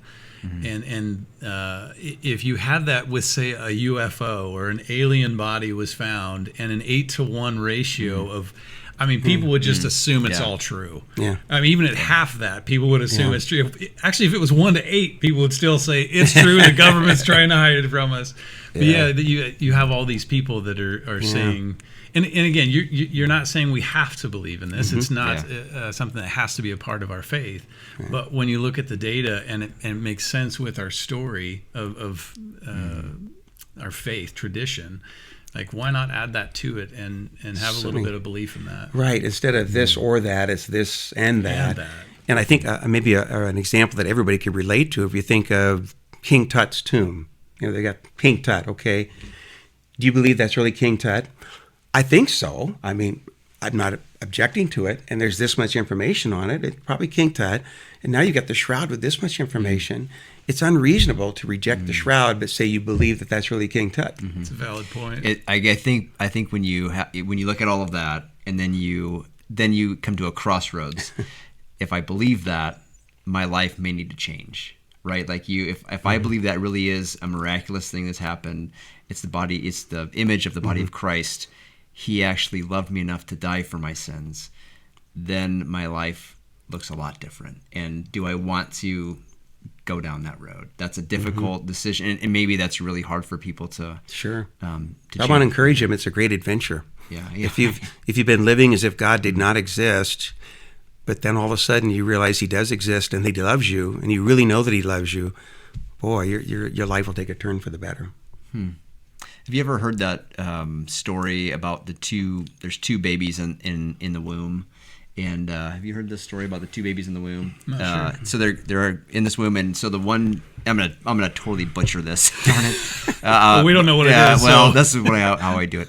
But the two babies are talking about mother, and so the one baby is like, "Oh, I can't wait to get out and see mother," and the other baby's like, "What are you talking about? There's no mother. Like, why would you think there's a mother? Like, this is everything that we ever would need. That we have everything here, and well, where does like our food come from? And well, so there's all these back and forth dialogues, but in reality, they're surrounded by mother. So like God's, like if you think that God doesn't exist, you're actually like God is everywhere, and so we're actually he's just penetrating. We're immersed in it, so we can't see Him because He's everywhere. Yeah. And so it's a really neat story. I'd recommend you look it up. It's but anyway, it's kind of a neat. You did fine with it. I think there's a lot more to it. It made sense to me, Mike. Yeah. Okay. We've been so serious here for a while. I should lighten it up just a little bit here. That there were these theologians in Louisiana, and they were debating that question of what if original sin hadn't happened. You ever thought of what if Adam and Eve hadn't done that? It's been a question around for ages. Well, they decided that if only Adam and Eve had been Cajuns, we wouldn't have had original sin, because they would have just eaten the snake and that had been the end of it. Yeah. Very true. Speaking of original sin. No offense to the Cajuns out there. Yeah. I'm a huge fan of New Orleans, by the way. Okay. Let's see. Speaking of original sin, the Adam and Eve, they had the first computer, and it was an Apple, but it didn't hold very much memory because just they gave it one bite and it crashed. See, this is why we should all use Microsoft. Yeah. You might edit that out if you want. No, I thought I'd light it up for people there a little bit. Jim. Oh, I got one more. I got a resurrection joke for you. Okay. Seems apropos. On Good Friday, Joseph of Arimathea went to Pilate because he wanted to request the body of Jesus to put in his tomb. And you ever wonder what that conversation sounded like? Pilate would look at Joseph and say, "Joseph, you're like the richest man in Jerusalem. I understand you spent a small fortune on this tomb of yours. Why do you want to give Jesus of Nazareth your tomb?" "Oh, it's just for the weekend." Yeah. Just a loner. So I got one for you. Okay. Okay, so this is from Father Cooney. You know Father Cooney? Yes, I do. Yeah. Side note, Father Cooney was an amazing basketball player. Speaking of sports, and do you know Father Cooney at all? No. He was at St. E's for a while, but in Madonna. Anyway, amazing. So he told a joke from the pulpit the other day, and he said there's a little girl that was drawing on a piece of paper. She had a project to do something with Jesus, and she drew the flight into Egypt, and it was an airplane with Jesus, Mary, Joseph, and there's 4 people, another person in there. So that was their flight into Egypt. They were on an airplane. Okay. And so then the teacher was like, "Well, that's interesting. Well, what? Who's that person? The other, the 4th person?" And she said, "Well, that's Pontius the Pilate." There you go. We need our drums. From the mouths of babes. Yeah, That's pretty good. So, Jim, are you like your grandkids? You said you have 13 of them. Mm-hmm. 13. So are you like the Shroud grandpa, or what's it like being a grandpa? I'm not there. I have friends who are new to being a grandpa and are absolutely loving it. So like, what has that been like for you? Getting to roll around the living room floor, holding your little 1-year-old, 2-year-old, 3-year-old, like the way you did your kids, you get to relive that again. And I think you're a gentler person at age 60 than you are at age 30. You're more patient, you're more loving, you go with the flow better. And I just think, when you're a father, you tend to be a little more rigid and making sure things are done right. And when you're a grandfather that you give them a little more space that way as a grandparent. And you get to read them stories. You get to pick out the books. You can read them sometime. They come over to your house, so you try to share, saint stories and things that are wholesome for them, but you read them other stories as well. Reread, who's the guy that has all the rhyming stuff? Dr. Seuss books. Yeah, that kind of stuff too. So I don't know if that answers your question, that when you're a grandfather, it's just a little bit easier, I think. Yeah. And you get to see them a lot because your kids bring them over for you to babysit them. Like if they're going to go for a week and we want to go on a vacation, can you watch our kids for a week? Well, I guess we can. You get some of that. But I think all grandparents learn how to handle that okay. My wife's really good with it. How old's the oldest grandchild? She's 13, Ellie. And the youngest one is Gideon. He's just about 8 months now, 8 or 9 months, I think. And we got a couple twins that are a year old. My oldest son got married when he was 36. He met a girl who was 36, and they had twins at age 38. Oh, my gosh. And so that's the way to do it. I said, you don't know the difference between one or two. You may as well have two. Yeah. Mike and I have twins. Not together, but we each have twins. We are twins. Yeah. What? See, look at the color. When you get the cross, he'll be a twin. Yeah. He looks like Jesus, and I look like Judas. Wait a second. Oh, don't say that. You're a good man. You're a good buddy. Thanks, Mike. Okay. Thanks, Michael. Yeah. So I got a question for you. We're kind of like sporadically throwing questions at you. Well, I understand that's kind of the nature of this program, right? We're trying to keep you on your toes. Well, we should. If I would have known that you were a broadcaster, maybe we would have made this look a little different. Like you could have interviewed us, or we could have spun it around. But my question is like, you're you've been doing this for a while. You've got grandkids now. Has anybody come to mind as far as somebody that would potentially take over talking about the Shroud, or do you feel like you're going to continue for a while? What's on the radar? I think people are on their own initiative doing this. You're seeing this. I'm seeing this all the time. People that are getting excited about it will put together their own PowerPoint, and they go on YouTube and they do this with, Okay. And there are also people of the 40s, 50s, and 60s that are doing this. There's more and more people that are kind of freelancing. Going to parishes just on their own initiative. It's really spreading. They did. That wasn't so much 10 years ago. I think when I started this 10 years ago, I knew of about 20 of them that have been doing this around the world, but there's dozens and dozens now. So I don't think I have to be replaced, for my particular niche. While I'm here, I'll do what I'm doing, and God is using other people, the way where He's using them, and like we're all on the same team in a way. Mm-hmm. Yeah, right. So I don't see passing the torch, so to speak, Okay. but because there seems to be plenty of other people that are taking that initiative on their own. I think Mike was trying to ask, can he have your job? But No. he just didn't want to say. I've seen Jim do your job. I mean, it's really impressive. I mean, I think I was at one of the conferences or the talks that you gave, and there were some Protestant people there that were there. I love it. Son, right? I love it when that happens because. Yeah. We really have so much in common with them with the belief in the resurrection, and this is really a common point we can focus on. And I also use that as a teachable moment when I show when you drape the shroud and fold it in fourths, it fits over an altar perfectly like an altar cloth, and there's burn holes in it, we think, that came because Mass was celebrated on it. Those are right in the center, and that's why we have the linen tablecloth. And so I can share that, the Holy Mass, in a way is recalled with the shroud, and that's for everyone. It's a sacrament, and so I think sharing the Eucharist with non-Catholics in a way that it doesn't turn them off, so to speak, but invites them. Mm-hmm. Yeah, I think it's neat because the tilma isn't going to invite them necessarily because they're not going to connect with the Blessed Mother. But like, this is Jesus. We all worship Him as our Savior, so it's a common ground that we have. But I think it also then opens it up to, like, now that you see how something miraculous can happen with an object, like, let's show you some other examples that are just as provable, if you will, within our Catholic tradition, and it kind of opens up that conversation. I think it's a neat starting point. Yeah. What you're doing is you have this immense responsibility. Like, I feel like God chose you to do this, and He chooses each of us for our He vocations, does. But you're so good at what you do. Like, you know the science, you know the numbers. I mean, He really chose you for that. Have you ever asked God why He chose you, or have you ever talked to Him about that? Yes.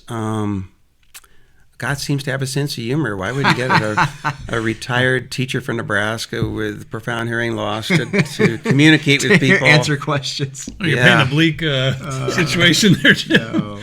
That was another thing. While we're on that, when I was with Father Mitch Brock when EWTN, people were calling in questions, and they had the volume such that he could hear the questions and the text could, but I couldn't quite make out. So I told Father he had to repeat all the questions for me because I couldn't understand what the people were asking. So that he just turned the volume up a little bit. But so I think, God is, you look where you were at 10, 20, 30, 40 years ago and where you're at now. You feel like you're making progress. You feel like, okay, I'm maybe closer to God now than I used to be.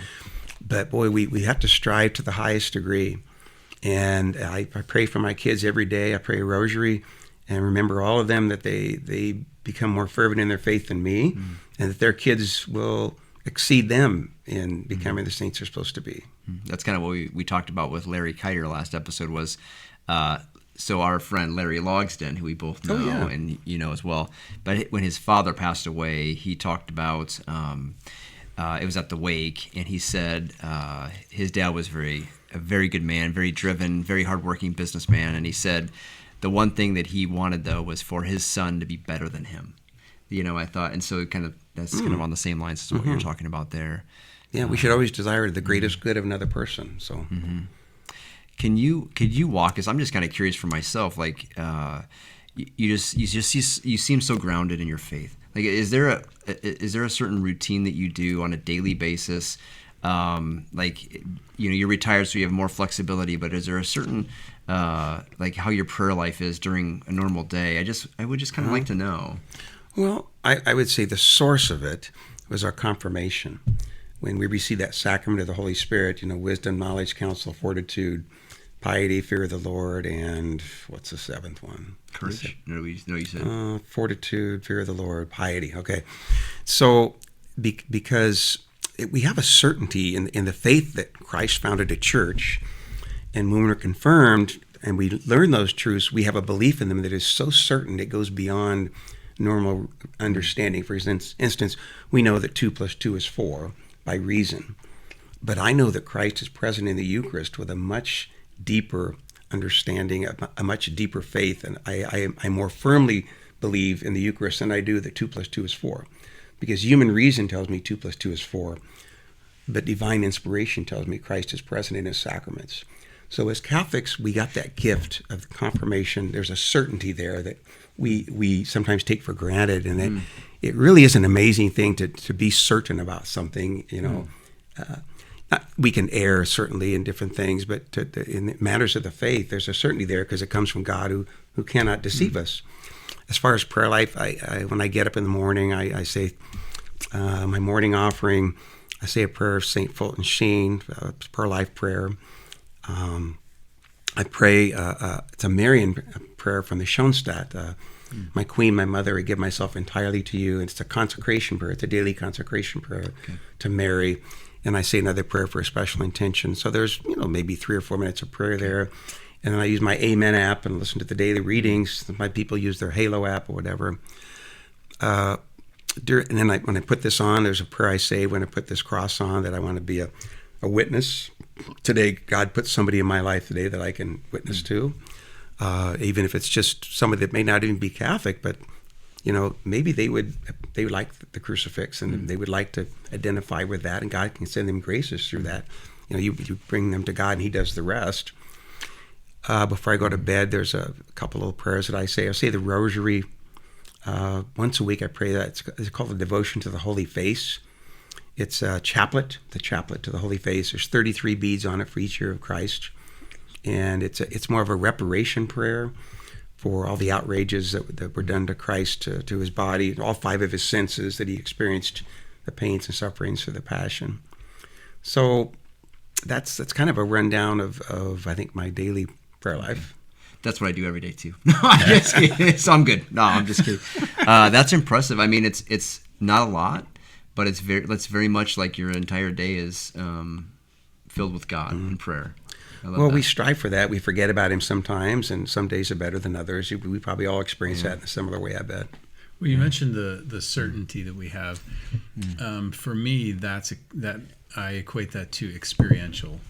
Like, it's not the head knowledge, because I've always had head knowledge of my faith since I was a kid, but it was the experiential knowledge that changed something for me in my heart. So that's kind of how I hear that anyway, that certainty that we have. Because when you say that the Eucharist is more real to you than 2 + 2, I agree with that, because I experience Jesus in the Eucharist. I don't experience 2 + 2. I know it. And, if I give you so many dollars and you give me so many back, the exchange does equate to what we agreed to, and I get it, but I don't feel that. But I do experience Christ in the Eucharist and in my prayer life. So that's kind of what I hear when you say that. Yeah. And I think, for our Protestant brothers and sisters, they experience Christ, and that they've accepted him as their Lord and Savior. And it'd be great to go the next step and receive him in the Eucharist. If Jesus is really present in the Eucharist, isn't that where you want to be? When I give a presentation on the shroud and I'm looking at the replica there, that's like, if it just stops there, it's just like going to a restaurant looking at the menu. There's the menu. Okay, wow, we looked at the menu. Okay, let's go home now. No, let's go to the meal. Yeah. The Eucharist is the meal, and we want to invite non-Catholics to experience it. Jesus is really present in the Eucharist. That's the meal. That's what you went to the restaurant for. You didn't go there to look at the menu. Yeah, it was probably been 15 years ago now, but I was at a retreat that Father Joe Faulkner was on. And he's so smart, and there was a history lesson he gave us on, I believe it was Japan, that the Catholic Church was exiled for 300 years, 1597 to 1865. So he I think. Wasn't lying. Thank you for validating. It's like 260 years. And he said when the church was able to come back in, they found that the faith was alive and vibrant there, but there were no sacraments, there was no mass, there was no nothing. Wow. And so, even when we do take the Eucharist away, to your point about our Protestant brothers and sisters, they can still have that very personal relationship with Christ that we have. We have the fullness of that because we also get to consume him. It'd be like if the shroud, if people believed that was true and you had a chance to just touch it, how powerful that would be to experience physically with our other senses. And we get to do that as Catholics. That doesn't take away from the relationship, because if the Eucharist was taken away from me today, my faith wouldn't be shaken. I know the Eucharist is still there. He's, like you said, it's an ever-present and eternal sacrifice that's happened and is happening. But I don't have to be there today with it. I get to. That's a great gift. That's a great example you gave, though, of how the church survived underground for almost 3 centuries in Japan. That's a great example. Yeah, and I don't even think survived is the right word. I think thrived, because that's multiple generations. Yeah. I mean, that would be like your great-grandchildren, that they grow up and have this vibrant faith, but they've never seen a Catholic Mass. They've never seen a priest. They've never been to confession. But all of a sudden, their Catholic faith, 200, 300 years from now is vibrant. That's incredible to me. Yeah. And I think the way they were supposed to recognize it, they said someday in the 1590s when this all happened, they told their children, when will we know that the faith has come back? Yeah. The Pope, the Mother, and the Eucharist, I believe, were the 3 things. So when a Catholic priest showed up and people were kind of leery about, is he a spy for the shogun, or what is this all? They recognized that. And of course, he was more surprised than they were, of course, that the faith was still there. Yeah. Yeah, I couldn't imagine stepping foot on that land and just assuming okay, this is... I got to start from scratch. Yeah, it's gone. And then you come back and you're like, no, they've been hungry for this. After... How many generations is that? Yeah. I don't know. 200 some odd years. That's crazy. Yeah. I feel like, was it Padre Pio or Saint Therese, or somebody said it's easier to live without the sun than the Eucharist? That's a Padre Pio. Padre Pio. Okay. Yes. Man, you were a teacher. You're like a wealth of knowledge out there. You're just quoting stuff left and right. When was the Council of Trent? I can't recite everything for the Council of Trent to you, though. I was looking at it just the other day. Yeah, I bet you were. It was about... Good job, you got Jim. Yes. We should have a show called We Stumped Jim. It was about justification. No. That was the main thing about it. Really? It was a 16th century justification. It was in there. We're justified by grace, God's grace, and then it gives us faith to live our faith. Okay. You know? Wasn't that around the same time with the St. Michael prayer and Pope That was Pope Leo, 1884. Pope Leo the 13th. 13th. Leo Okay. the 13th. Okay. Yeah, that I was was. thinking that was coming up. Anyway. Did Leo the 13th, is he the one that wrote the St. Michael prayer? Yes, he did. Right after he had a vision after saying mass. Yeah. You know that whole story? Like, do you want to share that at all? No, I mean, I couldn't do it justice, but he supposedly he heard this conversation between Satan and God. Satan said he could destroy the church in 100 years, and God said, okay, I'll give you 100 years, you can't destroy it. And, of course, more than 100 years has passed since then. So when did that begin? When did it end? Sure. A lot of ambiguity in that, but the St. Michael prayer, I think, is worth saying after every mass. We recognize our angels. Our angels are real. I want to share you a real angel story with you that really convinced me of it, because we ignore them for the most part. I think, at least I did for decades. And when my first daughter was getting married, I was going to do a novena to pray that they had a good marriage, and that they both were going to grow in their faith. And so I decided I'm going to do a 40-day novena of adoration hours. And I'm going to get up in the middle of the night for 40 consecutive days, somewhere between 1 a.m. and 3 a.m., and go do a holy hour for 40 days. I was going to do that for them. And, of course, I normally sleep. I didn't set the alarm. I just said, okay, guardian angel, you're there. I'm not going to set the alarm because I don't want to wake my wife. But can you get me up sometime in the middle of the night to make this happen? And for 39 days in a row, I said that before I went to bed. And sure enough, he was getting me up every night about 1:30 to 2:30 in the morning. And then the 40th day, before I went to bed, I didn't request that. I forgot to ask. Wow. And I woke up and it was like 6:30 the next morning. And why didn't you wait? Oh, well, I didn't ask you. We've got to ask them. Wow. Yeah. They assist us, but we've got to give them things to do. And fortunately, that was my normal day of adoration anyway, so I had my 40th day of adoration. Okay. I think I've had a good marriage since then. I've been married 15 years now. So. Wow. And you pray to the guardian angels of the people you go speak to, right? Which is awesome. Before every talk, I do a prayer.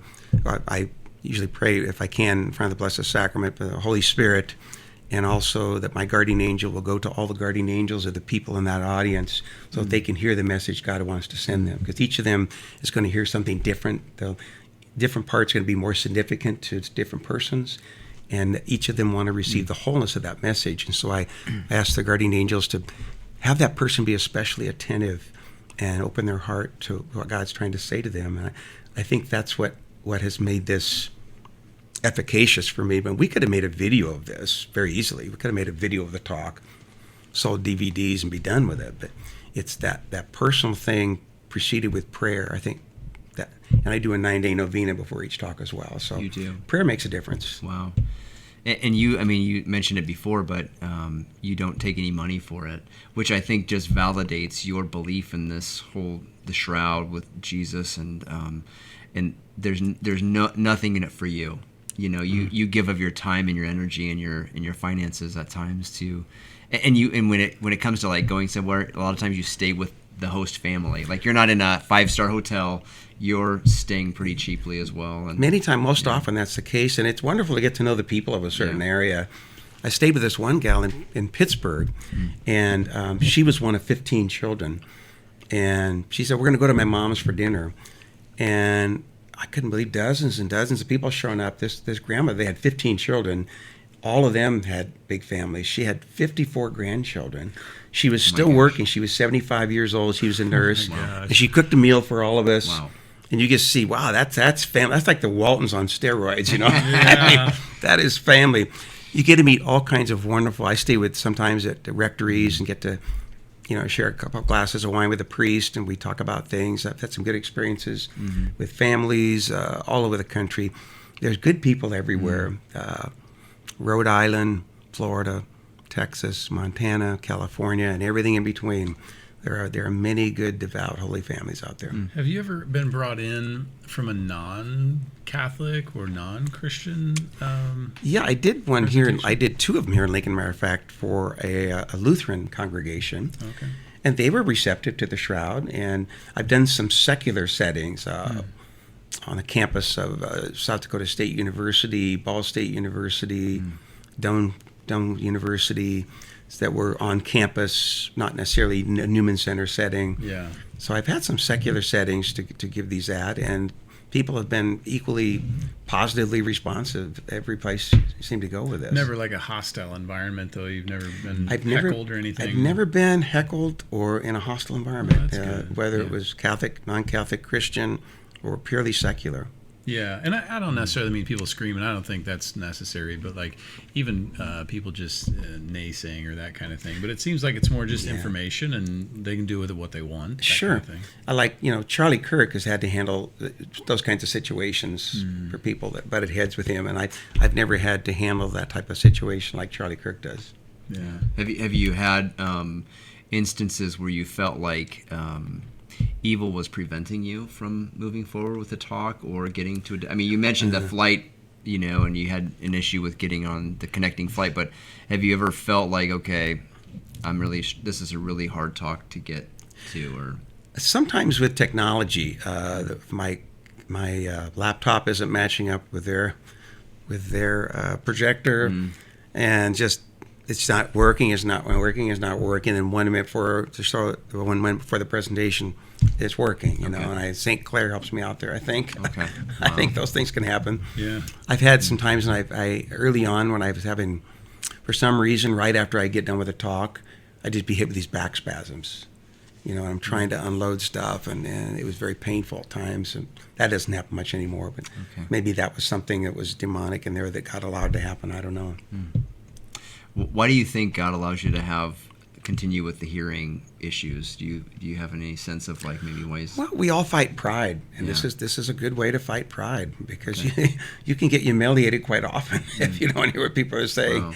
So if I were to regain my hearing, if that was God's will, that'd be wonderful, and I would try to be humble and accept that. But I also understand that human nature being what it is, there would be a tendency to pride there, to think that, oh, I get special treatment, huh? Wow. There are so many other people that are suffering more than me that are more deserving of a healing, that I'm okay with that. Yeah. Have you ever gone to Sister Wilhelmina or anything? Have you ever visited? I have. Have you? I've gone to Sister Wilhelmina's incorrupt remain 3 times. Okay. Wow. Is that pretty powerful? Yeah, she was. I've never been there. She had a wonderful book that the sisters wrote for her about her life, and these little poems she writes. She's just a very down-to-earth woman. She wasn't like a Edith Stein, where it was really deep philosophy and theology, and Saint Teresa of Avila, that really deep stuff. He was just off the cuff. Yeah, Jesus loves me today. I'm gonna be thankful. That kind of stuff. Well, there was a line in The Chosen. I don't know if you've seen that, but where I think it was little John asked Jesus about that, and he said, like, why aren't you healing me? And he Maybe said, I'm little Jim. Yeah. Maybe I'm little James. Jim the Lesser. Jim the Lesser. My patron saint is James the Greater, though. Okay. Oh, is that right? How do you know which one is the? I mean, that's my middle name is James. Oh, how do I know which one it is? You make the call. You can have them both if you want. I can have them. Okay. My daughter, one of my granddaughters, it's my name's Teresa, and I always send them a text message on October 1st and October 15th. Hey, happy feast day! Okay. Yeah, 2 Teresas there. I didn't know that those were different Teresas though, because it's Teresa of Lisieux, and then Teresa of the Child Jesus, right? Teresa Lisieux is the Child Jesus. What's the other one? Teresa Little of flower. Avila. Okay. Teresa of Avila. She was big Teresa in the 16th century that the Carmelites reformed. But is there 2 feast days for Saint Teresa of Lisieux? Just one that I'm aware of, October 1st. I thought there was one recently with She's Teresa. She's Saint Teresa of the Child Teresa of Jesus. Jesus. Okay. That was the doctor of the church. That would have been Avila. Yeah, because hers was just a few days ago, I think. And so, Therese of Lisieux is also a doctor of the church. Well, yeah, they're both doctors of the church. Jim knows everything. I'm trying to stump him. I can't stump Jim. I had another good question. See, I'm saying that pride thing is coming out already. Maybe I should just not say anything. We'll just whisper. That way you have no idea. The answer is no. I have this. We may have a stumper later. We'll find one. Yeah, we got one. We'll edit that out. No, we'll do it on a live show just so we look really good. I have hearing damage in my left ear, and I didn't know how bad it was until COVID, when people started wearing masks. Oh, yeah. And I was like, what is going on? And I went to a doctor, and they're like, oh, you have a frequency that's gone in your left ear. And it's certain sounds like F, TH, those things that I just couldn't hear. And so I I recognized as we started taking masks off, or people did, that I was reading lips. Yes. I didn't know I was doing it. I know the feeling. Yeah. Yeah. I know the feeling. Those masks made it impossible to hear what they're saying. Yeah. We had a gentleman come to speak at the same conference we had, the Our Lady of Guadalupe Tilma talk, Jake Tawney, and you gotta Google the guy. He's amazing. But he loves math. He loves math, and he did talk. We were talking about it earlier, but he talked about math and how we can believe all of these truths about math and prime numbers. And he's like, but we can't see it. Like it's the way that he described it is like we can't, like these are all things that are not. I mean, you could have two apples and two apples, but he said these are all truths that you can't potentially touch. And with the Eucharist, you can't touch it either. You can't. No, I'm sorry, you can touch it. You actually receive it. So by your statement about being, you believe in that more than 2 + 2. Yeah. I wanted to mention that. It's kind of out of context, I guess, what we're talking about. No, that's in context now. But now I'm just firing questions. So the other question I have is I've been reading Jose Maria Escriva. Have you read much of him? I know a little bit about him. You know more about him than I do. I don't, Jim. Probably not. Jim's a plethora of knowledge. No, and I'm not a huge reader either. But when I read him, and I read, the French author, we talk about him. Jacques Philippe. Yeah. Still alive, Jacques Philippe. They're coming from different angles. And then you talk about Sister Wilhelmina and how she's very lighthearted with her stories. And Saint Maria Escriva is Jose Maria Escriva. See, I don't even know his name. So Jim knows more of that. But it's a different. It's harder to read him because he's a little more strict, or like with your lifestyle. And I guess I didn't know if you knew much about him or what your thoughts were on. No, it was a different time, certainly. Okay. But I haven't done much reading. What was the organization he started? It wasn't Opus Dei. It was Opus Dei. Okay. Yeah. Anyway, I'm reading both, and it's a little hard for me to read through it because some of it, it's all very, very good, but it challenges you to live a more disciplined life, and that's hard. I'm like, gosh, I just feel like I'm so burnt already to try to take on that. Where reading Jacques Philippe is so fills your bucket, and but both I would recommend. The Way, there's 3 books by him, Jose Maria Escriva: The Way, The Forge, and I can't think of the last one. It's 3 into 1, but and then Jacques Philippe is searching for and maintaining peace. Yeah, amazing. And then Father Jacques Philippe. Father Jacques Philippe. Yeah, and True Freedom. That's his other one. They're both really nice little book. It's 120 pages. So recommended. I actually started reading that about 10 or 12 years ago. And it's kind of a bedside book. I'll read 1 or 2 pages every day. Oh. I get down with the end of it and just start back reading again. That's about all you can read. Yeah, I was going to say, you got to digest. It's so packed. Yeah, but it's easy to read. Like you said, you can consume it, but then it's pretty darn powerful. Yeah. But I would say, I think that comes down to obedience to Jesus. Like when people challenge us for disciplines and those things, always be obedient to Jesus. Because what worked for St. Jose Maria Escriva may not be what God calls you to.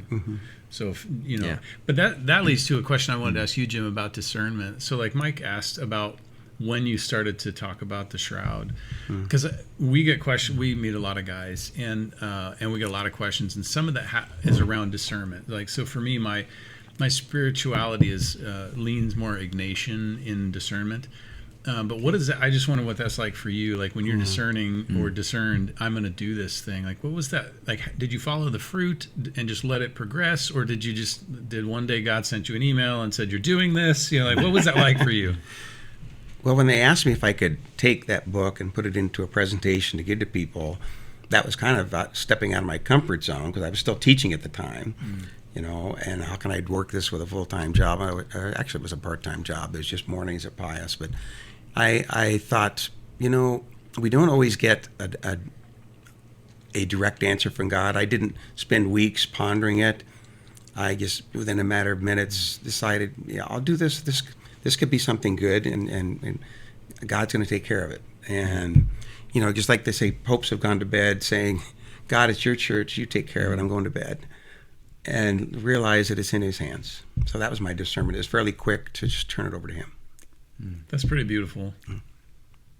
We try to complicate it, I think. Yeah. We do our best to complicate it. You're so optimistic. Is there any times that you can remember that you really doubted yourself, or you doubted what you were doing, or your faith? Was that ever rattled at any point? When I was 13, I think I went 0 for 15 at the plate one time playing baseball. That really hit my faith. That was tough. That was I was a tough teenager. Yeah. Oh, yeah. Wasn't doing so well at the plate. What position did you play? First base and right field. You pitch? Do you ever pitch your time? Well, they loved me. They loved me. They'd rather hit against me than anybody else. So the other team Your loved team you. didn't love you. I had one pitch, the changeup. Although in the pros, have you seen those guys that throw Yeah. like 60 miles an hour at the pro level? Yeah. And you can't hit them because they're like such a change from the Yeah. 90 mile an hour fastball. That's always fun when the game is out of reach, and they just bring in a utility player to throw, and they'll strike somebody out, and the guys in the dugout are just laughing. Oh, yeah. I love that. No kidding. I love that kind of yeah. I loved it when they used to have pitchers that would bat. Before the designated hitter, then Bob Gibson would bat. I'd like that. He's Omaha guy, Bob Gibson, right? Yes. Yeah. And I've avoided your question for a few minutes now, so I probably need to answer it here. Discouragement, despair, the low points. Maybe I've just erased those from my memory. I'm sure I've had them like everybody else, but I don't dwell on them or relive them. I really can't think of anything off the top of my head where I was, gosh, when was the last really sad? Even when my mother passed away here this last summer, I realized that she'd finished her life. She'd lived her life well. She'd gotten the last sacraments. She'd been praying the rosary every day. I got a priest to see her, and I just felt very comfortable with that. That when you step into eternity, that's the doorway out of life, into eternity, and that's not something that we dread. It's something we prepare for, certainly, but it didn't make me sad. I think all of us are going to lose our mother at one point, and we'll have to handle that. I think at a younger age it certainly would have been, but I really can't think of a bad situation where, when would you really feel like you didn't have your faith? I think when I was in between 16 and 18, there were some times in there where I missed Mass on Sunday. There were some Sundays in Mass when I was a teenager because for whatever reason I just didn't do it. The rest of my family wasn't usually going. My brothers and sisters weren't always going. Wow. I can honestly say I've never intentionally missed Mass. Just never have. I mean, I've missed for being sick or whatever, but I think that's a fine answer. I think we want to say like, yeah, I have, but like at the same time, when people said to Mary like, hey, what's your worst sin? She didn't feel guilty. She's like, look, Jesus saved me from that. So that's the gift. Like that's what brings hope to people. So if he's saved you from having those low points, like let that be a point of hope for other people that God can do that if he wills it. That doesn't mean you haven't had challenges. I mean, you said you haven't been able to hear since you were a kid. So your challenges are just different than other people's. Yeah, and God does. No one's lived the life you've lived. No one's lived the Jonathan life or the Mike life or my life. And so we all have this unique road that we travel, and God is intimately involved with that. We are his favorite occupation, each one of us. Wow.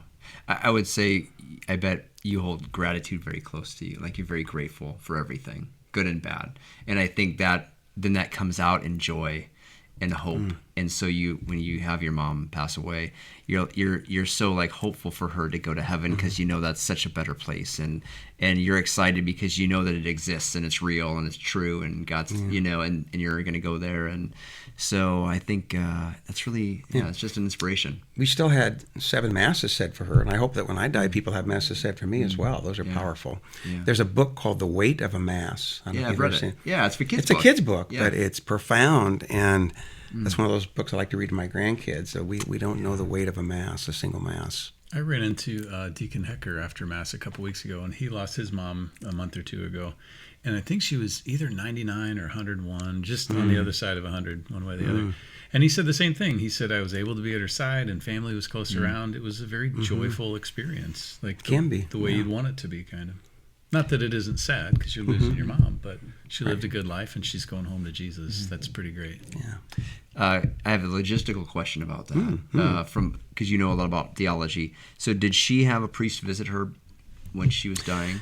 Yes. As a matter of fact, she got the anointing of the sick just the day before she passed away. Which would potentially wipe away her sins, Right. correct? Right. And of course she had confession before that. And she'd been receiving communion, and she'd been praying the daily rosary. I think she was doing everything she could do from her bed in very bad physical shape. And I think she understood that. I talked to her once about how your sufferings, even if you're alone at home, and many people are shut-ins and suffering, your suffering has benefits for other people in the world. You can offer that up for them, and you may never see them until you get to heaven. So if you feel like, oh, there's a purpose, I'm not just doing nothing here, sitting here vegging, I'm consciously offering this suffering up. There's at least something very gratifying in that. I think that people can, if they've experienced it, they know what that feels like. If she had that, and then you guys did the masses for her soul, in case she didn't, she wasn't in heaven yet. There's a purgation called purgatory. For like logistically, I'm like, well, why would you need to do that? If she did receive the apostolic, or not the, I guess she received the last anointing of the rites. sick. Yeah. And I'm just asking for my own personal, Sure. when that happens to somebody, when they, because we still offer masses for, like, Melissa's mom who passed away, but Yeah. How long do you do that for? Logistically, only God knows the state of a soul when they enter eternity. Okay. So logistically, we can assume the best, but we should never assume in a certain way that, they're in heaven for sure. And we don't know that. Okay. I mean, God knows that. Okay. And maybe some people that we think, I doubt if they made it. They may have been saints for all we know. Sure. So we put our faith and trust that God is going to be fair. And if they did go to heaven and you're having masses said, you're still praying the rosary, those prayers are not wasted. There are other souls in purgatory that will gain from that, and they'll be your friends in heaven. And for people that wonder about purgatory, that haven't been catechized in it, nothing unclean shall enter heaven. Nothing unclean shall enter into heaven. And so how do we be clean entering into heaven? That we're free of all sin, attachment to sin, and we made reparation for all our sins. Well, Christ, of course, made reparation for our sins, but we have a responsibility to make it right, so to speak, in terms of if we sin, we need to be forgiven for that. And if we've got some things that we're still attached to, then those need to be purged away so that we can see God the way He wants us to see Him. He wouldn't want us to see Him in heaven unless we had gone through purgatory, if we need that. There are people that go straight to heaven, of course. There are many people that are not canonized saints, I think, went straight to heaven. They have your grandmother or grandfather, whatever. God's fair. God's fair, and prayer is never wasted. Well, I think a simple example I've heard is, and Protestants, non-Christians would all agree with this, that if let's say your child stole $20 from a cash register and then went and said, well, I'm sorry, I shouldn't have done that. Well, we still expect them to pay the $20 back. Reparation. Yeah, you make reparation. And so we can say, like, some of the arguments are, well, Jesus paid for that.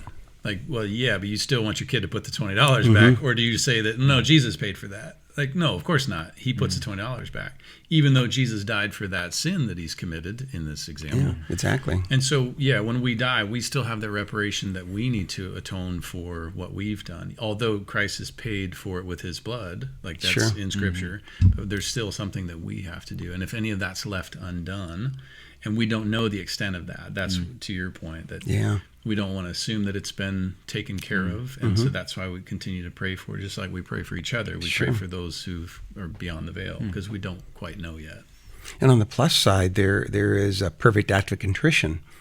And when Jesus was on the cross and the good thief Dismas, he didn't tell him he's going to purgatory. He said to be with me in paradise this day. Yeah. So, wow, there's a guy that was probably in mortal sin moments ago, has this perfect act of contrition, and we can assume we have a Saint Dismas. So there's certainly a positive side to that. Not always assuming the worst. Well, everybody that dies, didn't go straight to heaven. That's not true. There's people that go straight to heaven, and maybe a great many need to be purified yet in purgatory. That's cool, because we have both the example of like Mary being kept from having sin, and him on the cross. Like Christ can do whatever he wants. Oh, yeah. And so that's what we can never underestimate God's mercy. It's true. Ever. And if people want to see that in the Bible, it's in the book of Maccabees, 1st and 2nd Maccabees. It's purgatory is there. And that has always been in the 73 books of the Bible since the 4th century when the canon was established. So, I mean, it's there. And for any people to have a Bible that only has 66 books, if you can get a hold of a Catholic Bible and look at Maccabees, it's a wonderful story. And Sirach is a good one, too. And we say, yeah. Yeah, that's a good book, too. Tobit, Judith, Daniel 13 and 14. Why did they get taken out in the Protestant, Yeah, a couple centuries after Christ, the Jewish leaders, several Jewish rabbis got together and decided what their canon was going to be. And it included the Pentateuch, of course, the first 5 books. And that one of their requirements was that it had to be written in Hebrew. And so even though these books of Judith and Maccabees and Tobit had been around, they didn't have copies of them in Hebrew. They were still in Greek, so they discarded them. So that's why they had we have 27 and 46, right? 73. Yeah. And they took 7 books out because they couldn't find them as it turns out, from the caves of Qumran, those 7 books were discovered, not complete copies, but parts of them, and they were in Hebrew. So by that criteria, those books would have been qualified to be in the Jewish canon, but the Protestant churches adopted the Orthodox canon, and if you're going to use that criteria, you would have had to reject all 27 books of the New Testament, because the Jews don't accept the 27 books of the New Testament. Wow. Okay. So from the 4th century, we've had 73 books, and it's always been that way. I call that Mike 0, Jim 1. So, good luck, Mike. I don't even have any baseball questions that I probably win at.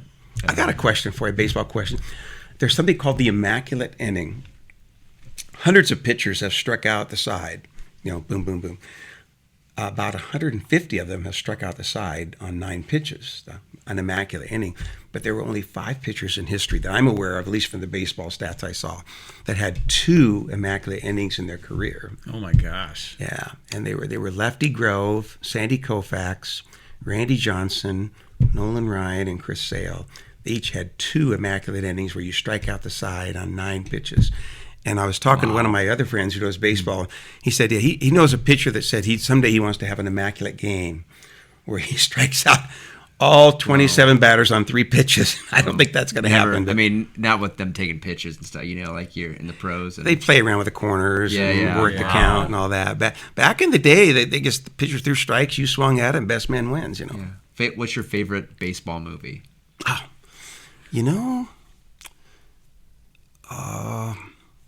That one with Gary Cooper and Lou Gehrig, the Lou Gehrig story. Oh, the Lou I don't think Gehrig I've story. seen that one. That was made in the 40s. That was a good one. And then, of course, there's Sandlot and Field of Dreams. And what's one of yours that you like? The Natural. I love The Natural. Yeah, it's my favorite. That's probably my second favorite, The Natural. I love that one. Yeah. Have you seen The Natural? The Robert Redford. Oh. What's your favorite? What's the one with? Isn't Tom Cruise in one? There's Top Gun. Yep. Good job. That's a volleyball. There's a volleyball scene. Is that what you're thinking of? No, that's not what I was thinking of. No, it's about the statistics behind baseball. I was thinking of Moneyball, but that's that's Moneyball. Yeah. Is it? I think it is Moneyball. Brad Pitt. Maybe it's Brad Pitt. Yeah. That's pretty good. Who did you mention that was in it? I thought it was Tom Cruise, but maybe I got the wrong guy. Brad Pitt's the. It's one of those guys I was picturing on. That's a good one. Sand volleyball. The Rookie with Dennis Quaid is a good one too. Rookie's it's based on a true story. Yeah, that's Catholic too, right? They had the Catholic. Medal of St. Jude. The Medal of St. Jude. You asked the baseball movie question. I'm like, what? Aren't there like 2? And then we're up to like 7, and we're still going. How about 63 or 61 61 that was Tommy, Roger Maris hitting home runs, 61 home runs in 1961, right? And then the Jackie Robinson story. That's a good one. That's another good one. Boy, we could just there was a movie about Babe Ruth too. There's been a few about Babe Ruth over the years. 2 or 3. Catholic, right? He converted. Well, he was Catholic as a little boy. He went and he was brought up in that Catholic boarding school. His parents had to give him that. Okay, so I read there was a book about the miraculous medal, and there was something with Babe Ruth tied to the miraculous medal. I haven't heard that story. Okay, yeah, I'll have to find that because it was really interesting how he had some little boy gave him a miraculous medal, and he kept it with him. Anyway, I could be totally making that up. Okay. We're going to fact check. We do. Okay. Don't ask AI because I don't know. But no, there is. I thought there was something there. Okay, well. I have a question to stump Jim. Okay. Jim, what is in the basket in that fridge? Well, let's see. I think he's a Guinness man. Okay, I don't think I can. You think it's a Guinness? Guinness? Oh. Well. I don't think it's Busch Light. No.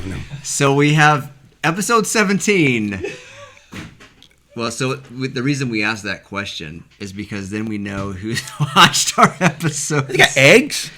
Oh, is it Jim. eggs? Yes. Now What is this? Jim. It is eggs. Do you think that we'll get to episode?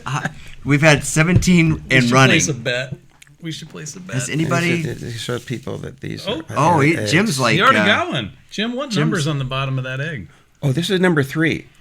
Oh, lucky you. Trinity. The Trinity. So there's number 3. Now you can explain it. These are real eggs. Oh, this is interesting. Okay, so every episode, at the end of since we're in the barn, this is the Barn Again podcast. We're in the barn, and so we have real eggs on the farm. This is, so we have these real eggs. There's 6 of them in there. Jim has already chosen. He's already chosen an egg with a number on the bottom. When you pick an egg, we have a corresponding random question that we're going to ask you. Okay. Like David Letterman. No, it's more like Johnny Carson with the. The Carsoni. Yeah. He gives the answer. What was his name? The Great Carsoni.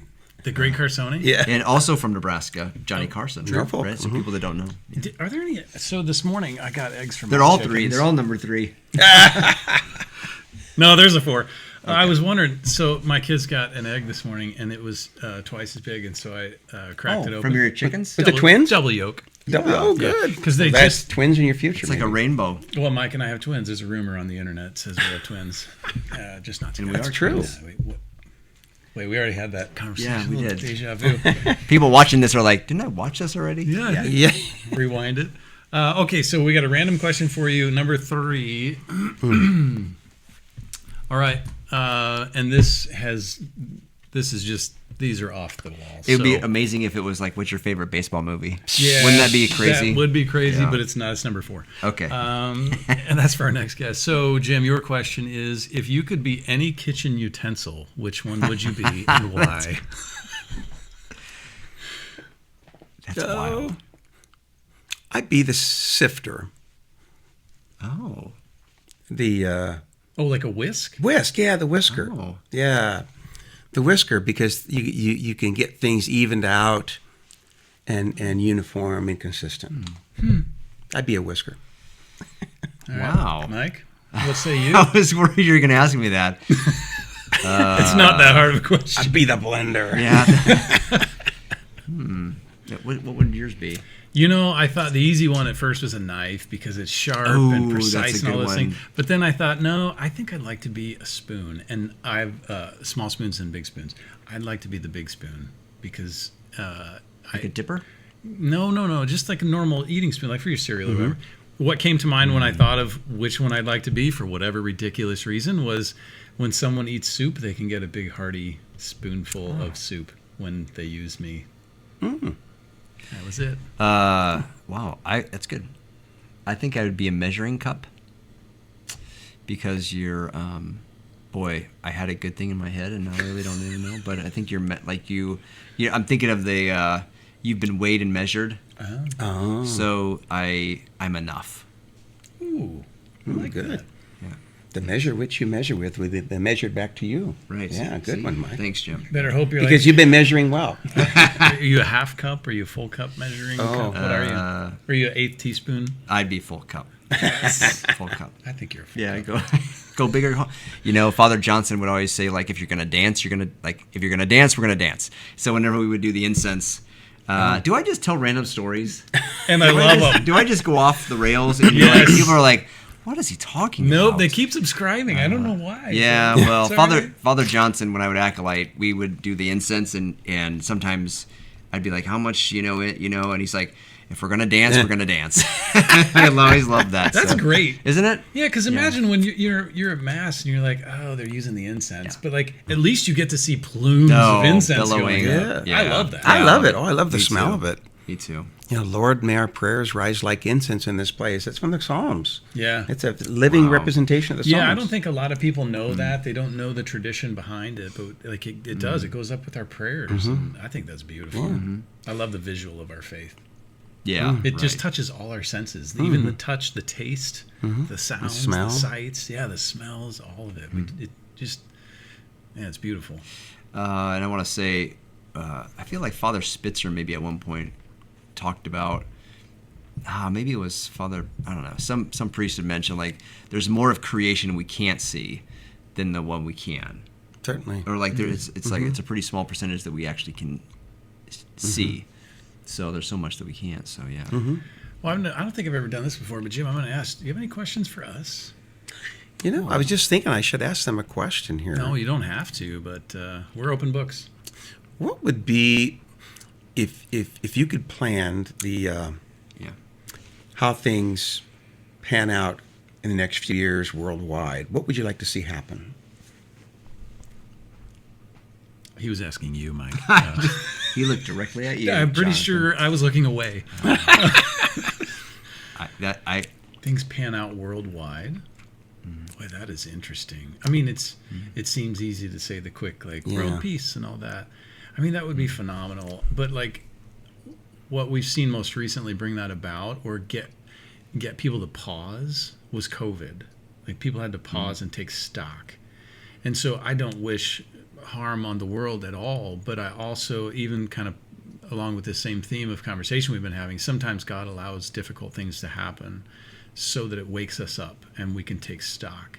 So I don't wish anything negative to happen to the world, but I do hope that the world sees some kind of a sign that calls us outside of ourselves, calls us to something greater. Like part of why Mike and I do this is to create intimacy between people. We've become so disconnected with devices and just our world. We're so busy, but like we stopped and even seeing you at coffee is like, can we just stop and talk over a cup of coffee for an hour with other guys? So I would hope that something in the world could happen at a global scale that would get us to stop and just take stock of the relationships that are just this close, and we take them for granted with our children, with our spouses, our parents.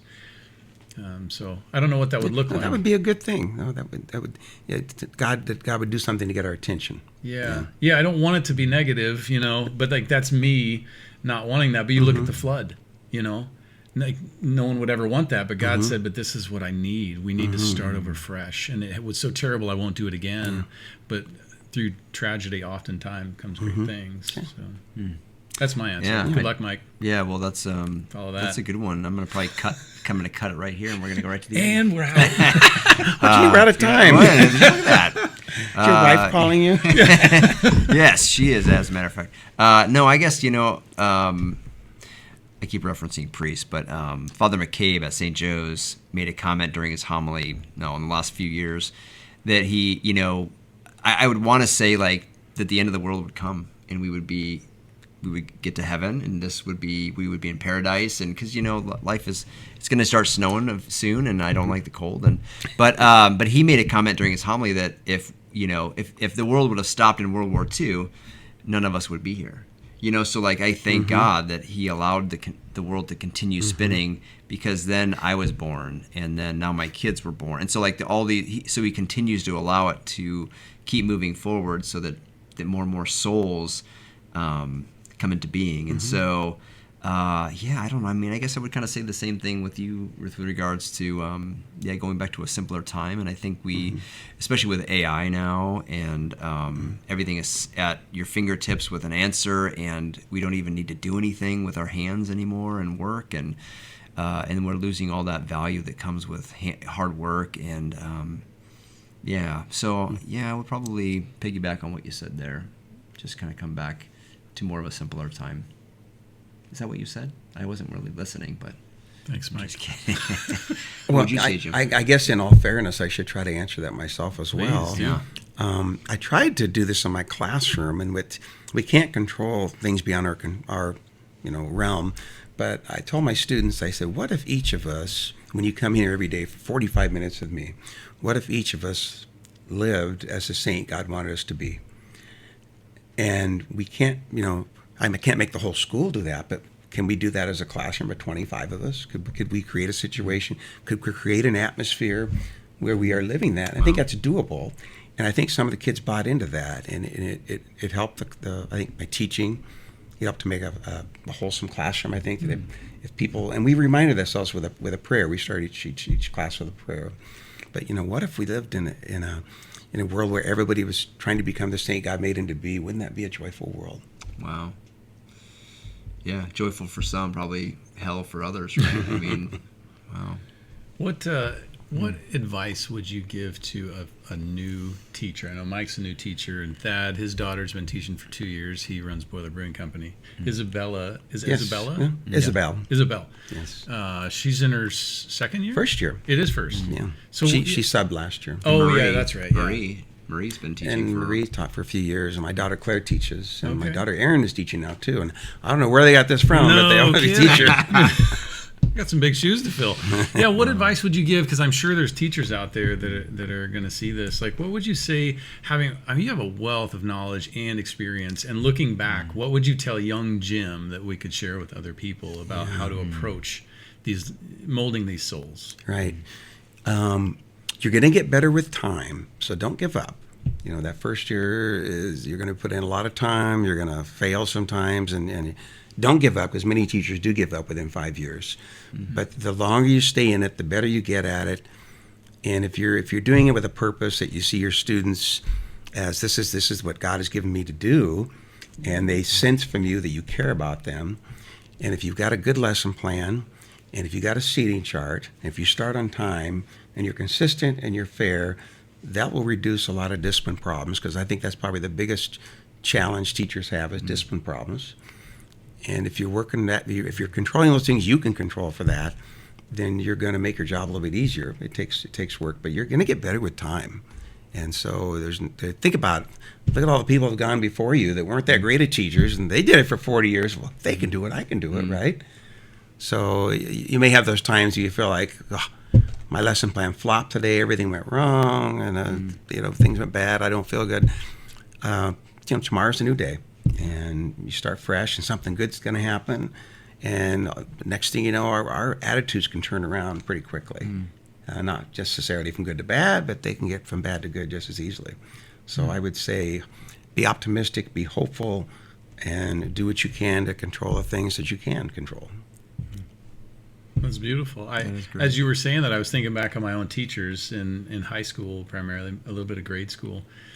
And there are two teachers in high school that stood out were profound to me. Just great, both women, a French teacher and a calculus teacher, who just saw me as a person, and they cared for me as a person. But even the worst teacher, I don't remember anything about him. As bad as you might feel you are, you're not going to ruin someone's life. But if you're great, you could affect someone's life in a very positive way. Yeah. I think there's something neat about that. And even for those people that might only teach for a few years and then go to work in the public sector on something else, those years they had teaching weren't wasted. God had them right where He wanted them, and this is part of your journey, and now you're going to go on to this or whatever. So not everybody stays in it for 40 years. But, you just take it a day at a time, and God won't let you down. Well, we've homeschooled most of our kids, and not all the way through high school. But I know there's a lot of homeschooling parents out there, moms and dads who homeschool. The same question is the question of, I suck at this, or I don't know what I'm doing. But it's the same thing. Even if it's your own kids, just be persistent. And I think back to that point of discernment, keep discerning. If God's calling you to continue on this path of teaching, whether it's at home or in a school, just be obedient to Him no matter what you're doing. Because even for you, He opened up another path from where you were, and he's just been guiding you along the way. So as long as you just keep following Jesus, you'll be where you're supposed to be. No, you're right, because when I got done teaching, now I've been doing more of this, the Shroud thing. That those 40 years prepared me for what I'm doing now, which is how do you explain things in such a way so that people can understand it. So that 40 years of teaching prepped me for what I've been doing now these last 10 years, and hopefully more years to come. But you're right, I appreciate that, Jonathan. Yeah. What did Larry say in the last interview about if you know it well, you can explain it simply? Is that what he said? That's the gist of it. Yeah, I can't remember what he said exactly, but if you can explain it simply, you know it well. You know it well. Maybe that's what it was. Is the other way around. Yeah. Yeah, So we had to ask him to explain that because we're like, what? We're monkeys, There Larry. was drool. But I mean, that's like you just did that. Like you know it well, and you explained it simply, so we could kind of grasp that. I will tell you that I do not have a seating chart in any of my classes, and that's a huge mistake. Yeah. I have experienced exactly what you're talking about, and yeah, I have pockets And proximity. yeah. Oh gosh. How you doing today? Get your homework done? Oh gosh. It's been I hover a lot. Actually, I gave my kids a test recently though, and they did really well. Oh, good. Yeah, good. It was pretty funny. What was funny was we went through I went through the test. This nobody really cares, right? I care, Mike. we care. I Okay, care. well, We care. I gave them it was 25 questions. And we went through every question the day before the test. I'm like, these are all the questions on the test, and people were frantically writing, stuff. And I'm like, this is easy. Just remember, use your memory just to remember what we're talking about. And they were more concerned about how they could potentially cheat or yeah. what. And I'm like, don't just That's more work. be proud in yourself of remembering today. We're taking this test in 24 hours. So they all did really, and then the bombshell went off when I said, and I have multiple versions of this test, so the kid next to you wouldn't have the same one. So then they were kind of starting to sweat. Good thinking. But anyway, it was actually pretty fun to, anyway, it's been great. I do love being a teacher. It's been really, really good. I think every teacher's had that experience of thinking they covered things thoroughly, and then you look at, but they didn't connect with this. Yeah. So you got to go back and do some reteaching sometimes. Yeah. I did ask them a question number 26. That was a 25 question test, and number 26 was, how do you spell my name? Ooh. Yeah. Your last name? Or It's first 4 name? letters. Oh, My last yeah. name. 4 letters. Yeah. I should have made it my first name. That was- You saw a bunch of versions. S-I-Z-Z. Yeah, I did. I had a few different multiple choice questions, but Or you should have just said my name and then let them choose if it was first or last. no, that's true. You didn't They have to stay. wright it in, but Yeah. Did anybody get it? they all got it. They all got Really? it? Yep, 20. Was it on the board behind you and you didn't know Yeah. it? I was thinking the same thing. Yeah. What are the odds they all got it right? Mike? Probably they probably did do that, but no, it's been really a blessing. But yeah, and thanks to you, I've talked to you many times over the years, and you've helped me kind of become a better teacher now because of the information you always shared with me. So You'll get better all the time, Mike. You'll get better all the thanks. No, you're improving as a person, so that's going to come through in Yeah, it's teaching. been powerful. Yeah, patience. Well, Jim, I am glad that you came to coffee and Yeah. are part of that group. And sorry if we bug you on the thread. time. Oh, I really enjoyed being here with you guys. This yeah. was like you said, people need to talk and have that interaction, and I thoroughly enjoyed. How long have we been here? Yeah, I don't know. It's almost 9. We got here at 2. I mean, that's 7 hours. yeah. Do you have holy hour tonight? No, people are going to think you edited something out. Then, Yeah. in any event, time flew by, and I suppose the people that watch the Barn Again, I bet you get a lot of Baptists that watch this. Barn Again. I want to see the Barn Again I show. wonder if we do. And the Southern Baptists at that. There's another Barn Again. We kind of like our Barn Again ministry, I think, is what we kind of changed. But there's another Barn Again ministry, I think, out there, isn't there? Oh, yeah, there's a church called Barn Again, I think, somewhere. Yeah. We stumbled on it. We're like, duking it oh, out. no, are we competing with them? They're good too. So we love everybody. Well, no, we really appreciate you being here, Jim. I know you're busy. And Thank you for inviting me. Yeah, you have a lot of knowledge and wisdom, and we appreciate you sharing it with us. And like we talked, I think off air too, is maybe we could have a Q&A live session sometime where people could fire some questions. I mean, the Shroud talk is just amazing, and to know like the details and the science behind it is just so powerful. If you have a chance to really I don't know. Is there any videos of you out there that? If they go to YouTube or Google search for that matter and just type in Jim Bertrand plus Shroud, you'll see several things out there. There's some churches that videotape the talks and here and there. The one on EWTN is on there. Although they don't get it until you have to queue up to 5:30 before you 5 minutes 30 seconds before you get it. But there's do a search on it. You can find some that are in there. Is your schedule out there for future talks if someone wants to come see one? Could I schedule out here? No, is your schedule available? Oh yeah, somewhere? Because I don't have a website, it's not out there. I've got about 8 or 9 talks lined up for 2026 so far, but my guess is I probably have another 20 lined up within 6 months.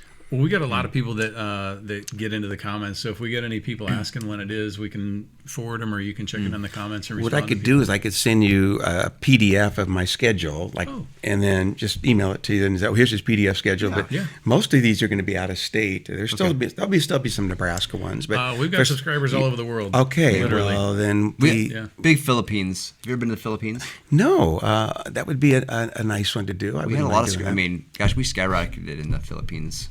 Yeah, so that's it. We have no idea why, but we did. Yeah. Well, I will give you a PDF of my 2026 schedule so far, and then I will maybe after January, February, March, when I get a bunch more, I'll send you an updated one that's going to have more added on to it. Great. Yeah, but at least we would recommend somebody to go out and watch somebody that's an expert on the Shroud or just has the information, because it is so mind blowing. Like the information out there that you didn't even really touch on, but it's really. To see the materials and what you show and to talk, it's just amazing. So and then use that as a step to get closer to Jesus in terms of making him real to you. Yeah, right. Well, we really appreciate you guys stopping by to watch, Jim, we really appreciate you being here, buddy. Thank you, man. I appreciate it. Thank you so much. Thank you, Jonathan. God love you. And we'll see you on the next episode. Oh yeah. Well, the dog might bark at you, but that's all right. I've barked at before. Anyway. Oh, I think it turned in my direction. What the heck? It's even worse. It is worse. Gosh, Jonathan. I swear. You should dock my pay, Mike. You're fired. Be here tomorrow, though. Good to see you. You too, Jim. I should make it to one of your Friday things. Yes. Look forward to seeing you at coffee. All right, now that Mike's gone, let's get real. Let's talk about the real things we want to talk about. Mike, I love you, brother. I love you too, Jonathan. You're pretty amazing. That's my ponytail flipping around here. Do you remember watching Wheel of Fortune when they had hey, would you go in the basement? My knees just gave out. Oh no. Fail. Mike, your ponytail is so cool. Isn't there a website devoted to your ponytail? Yeah, there is, brother. It's called Mike'sPonytail.com. Being here, It's trying to really stretch an honor, my legs man. here. Yeah, I know. I don't think I can even get up. My legs, I felt them lock. I walked over to get the eggs, and on the way over, I was like, ooh, things are crunching. But sometimes we'll interview somebody, and they keep sliding away. We assume it's Mike. They're just, That's true. I should probably not take too much offense to it, or maybe I should. Where's my Banaka? Do they still sell Banaka? Oh, yeah. I don't know if they still sell that or not, but now I'm really self-conscious. Big Jim, what do you red think gum. about that? what about your beard? Yeah, there's a website for that too. It's Mike'sAmazingBeard.com. We just finished the interview with Jim Bertrand, who's an amazing individual. So crap. When you said Jim, I thought of Todd. I thought it was like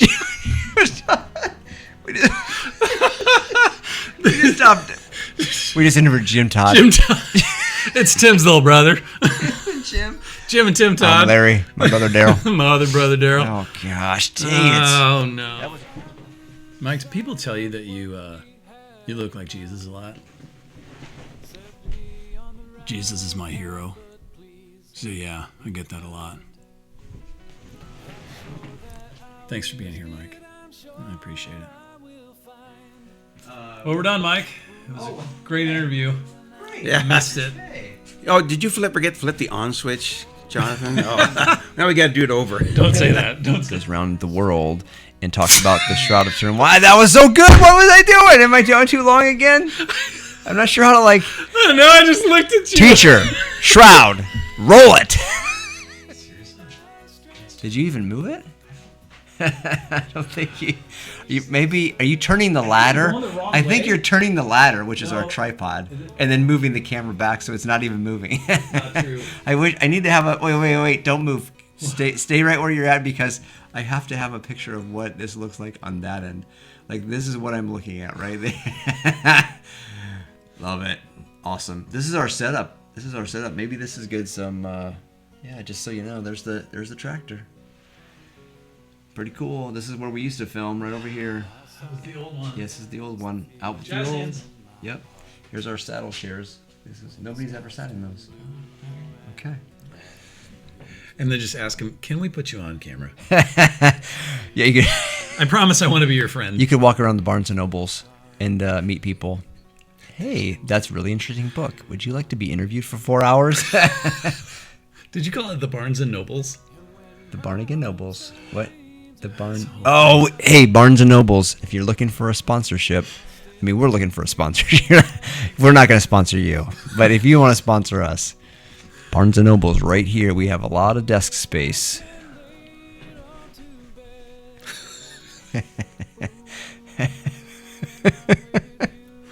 Can't do that backwards. Why is that so difficult? Did Jonathan tell you where the restroom's at? No, but Out the door to your left, by the Okay. fence, or yeah, that's right. Behind the building. It really is. That's fine. Do you want to do like a 90-second short on anything after? Well, let's do one I thing. don't even have anything here. I just pretend to drink. Oh, that's good. Yeah, it's totally believable. Mike, what are you drinking? I ran out of water like an hour ago. I had a bottle sitting right That here. is fascinating, Joe. And then every once in a while, I go, oh, Yeah. did I? I don't have any other questions. All I do is drink. You know, Jim, I have a question for you. We should both at the same time. When we interview like Andrew or somebody, we need to be.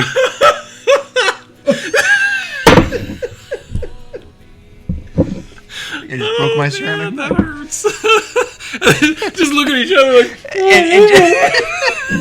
and just hold it for as long as it like until somebody until he breaks. Until somebody Make breaks. him break. Oh, it'd be like an inside joke that only you and I get. And he's like, what the hell was that? That was weird. And he is an amazing. I started slurring my words. I'm like, what's that? It's 4 in the I'm morning. not choked. Shit, when I did that? Don't look at me. Oh. Mike and I and Jim, and we just had a great time with him. Yeah, he's part of our coffee group. I don't know why. I mean, it was so good, man. It was so good. It really Like, was. I was, I saw an Emmy in my future. but I'm seriously good now. Okay. All right, buddy. We just finished the. I almost said Tim Todd interview. Amen. Saint Benedict, Pray for us. in the Father, and the Son, Son, Holy and the Spirit. Spirit.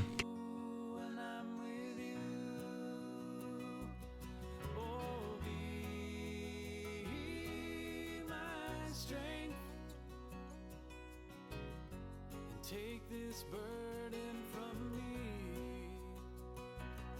Oh, be my strength. And take this hurt.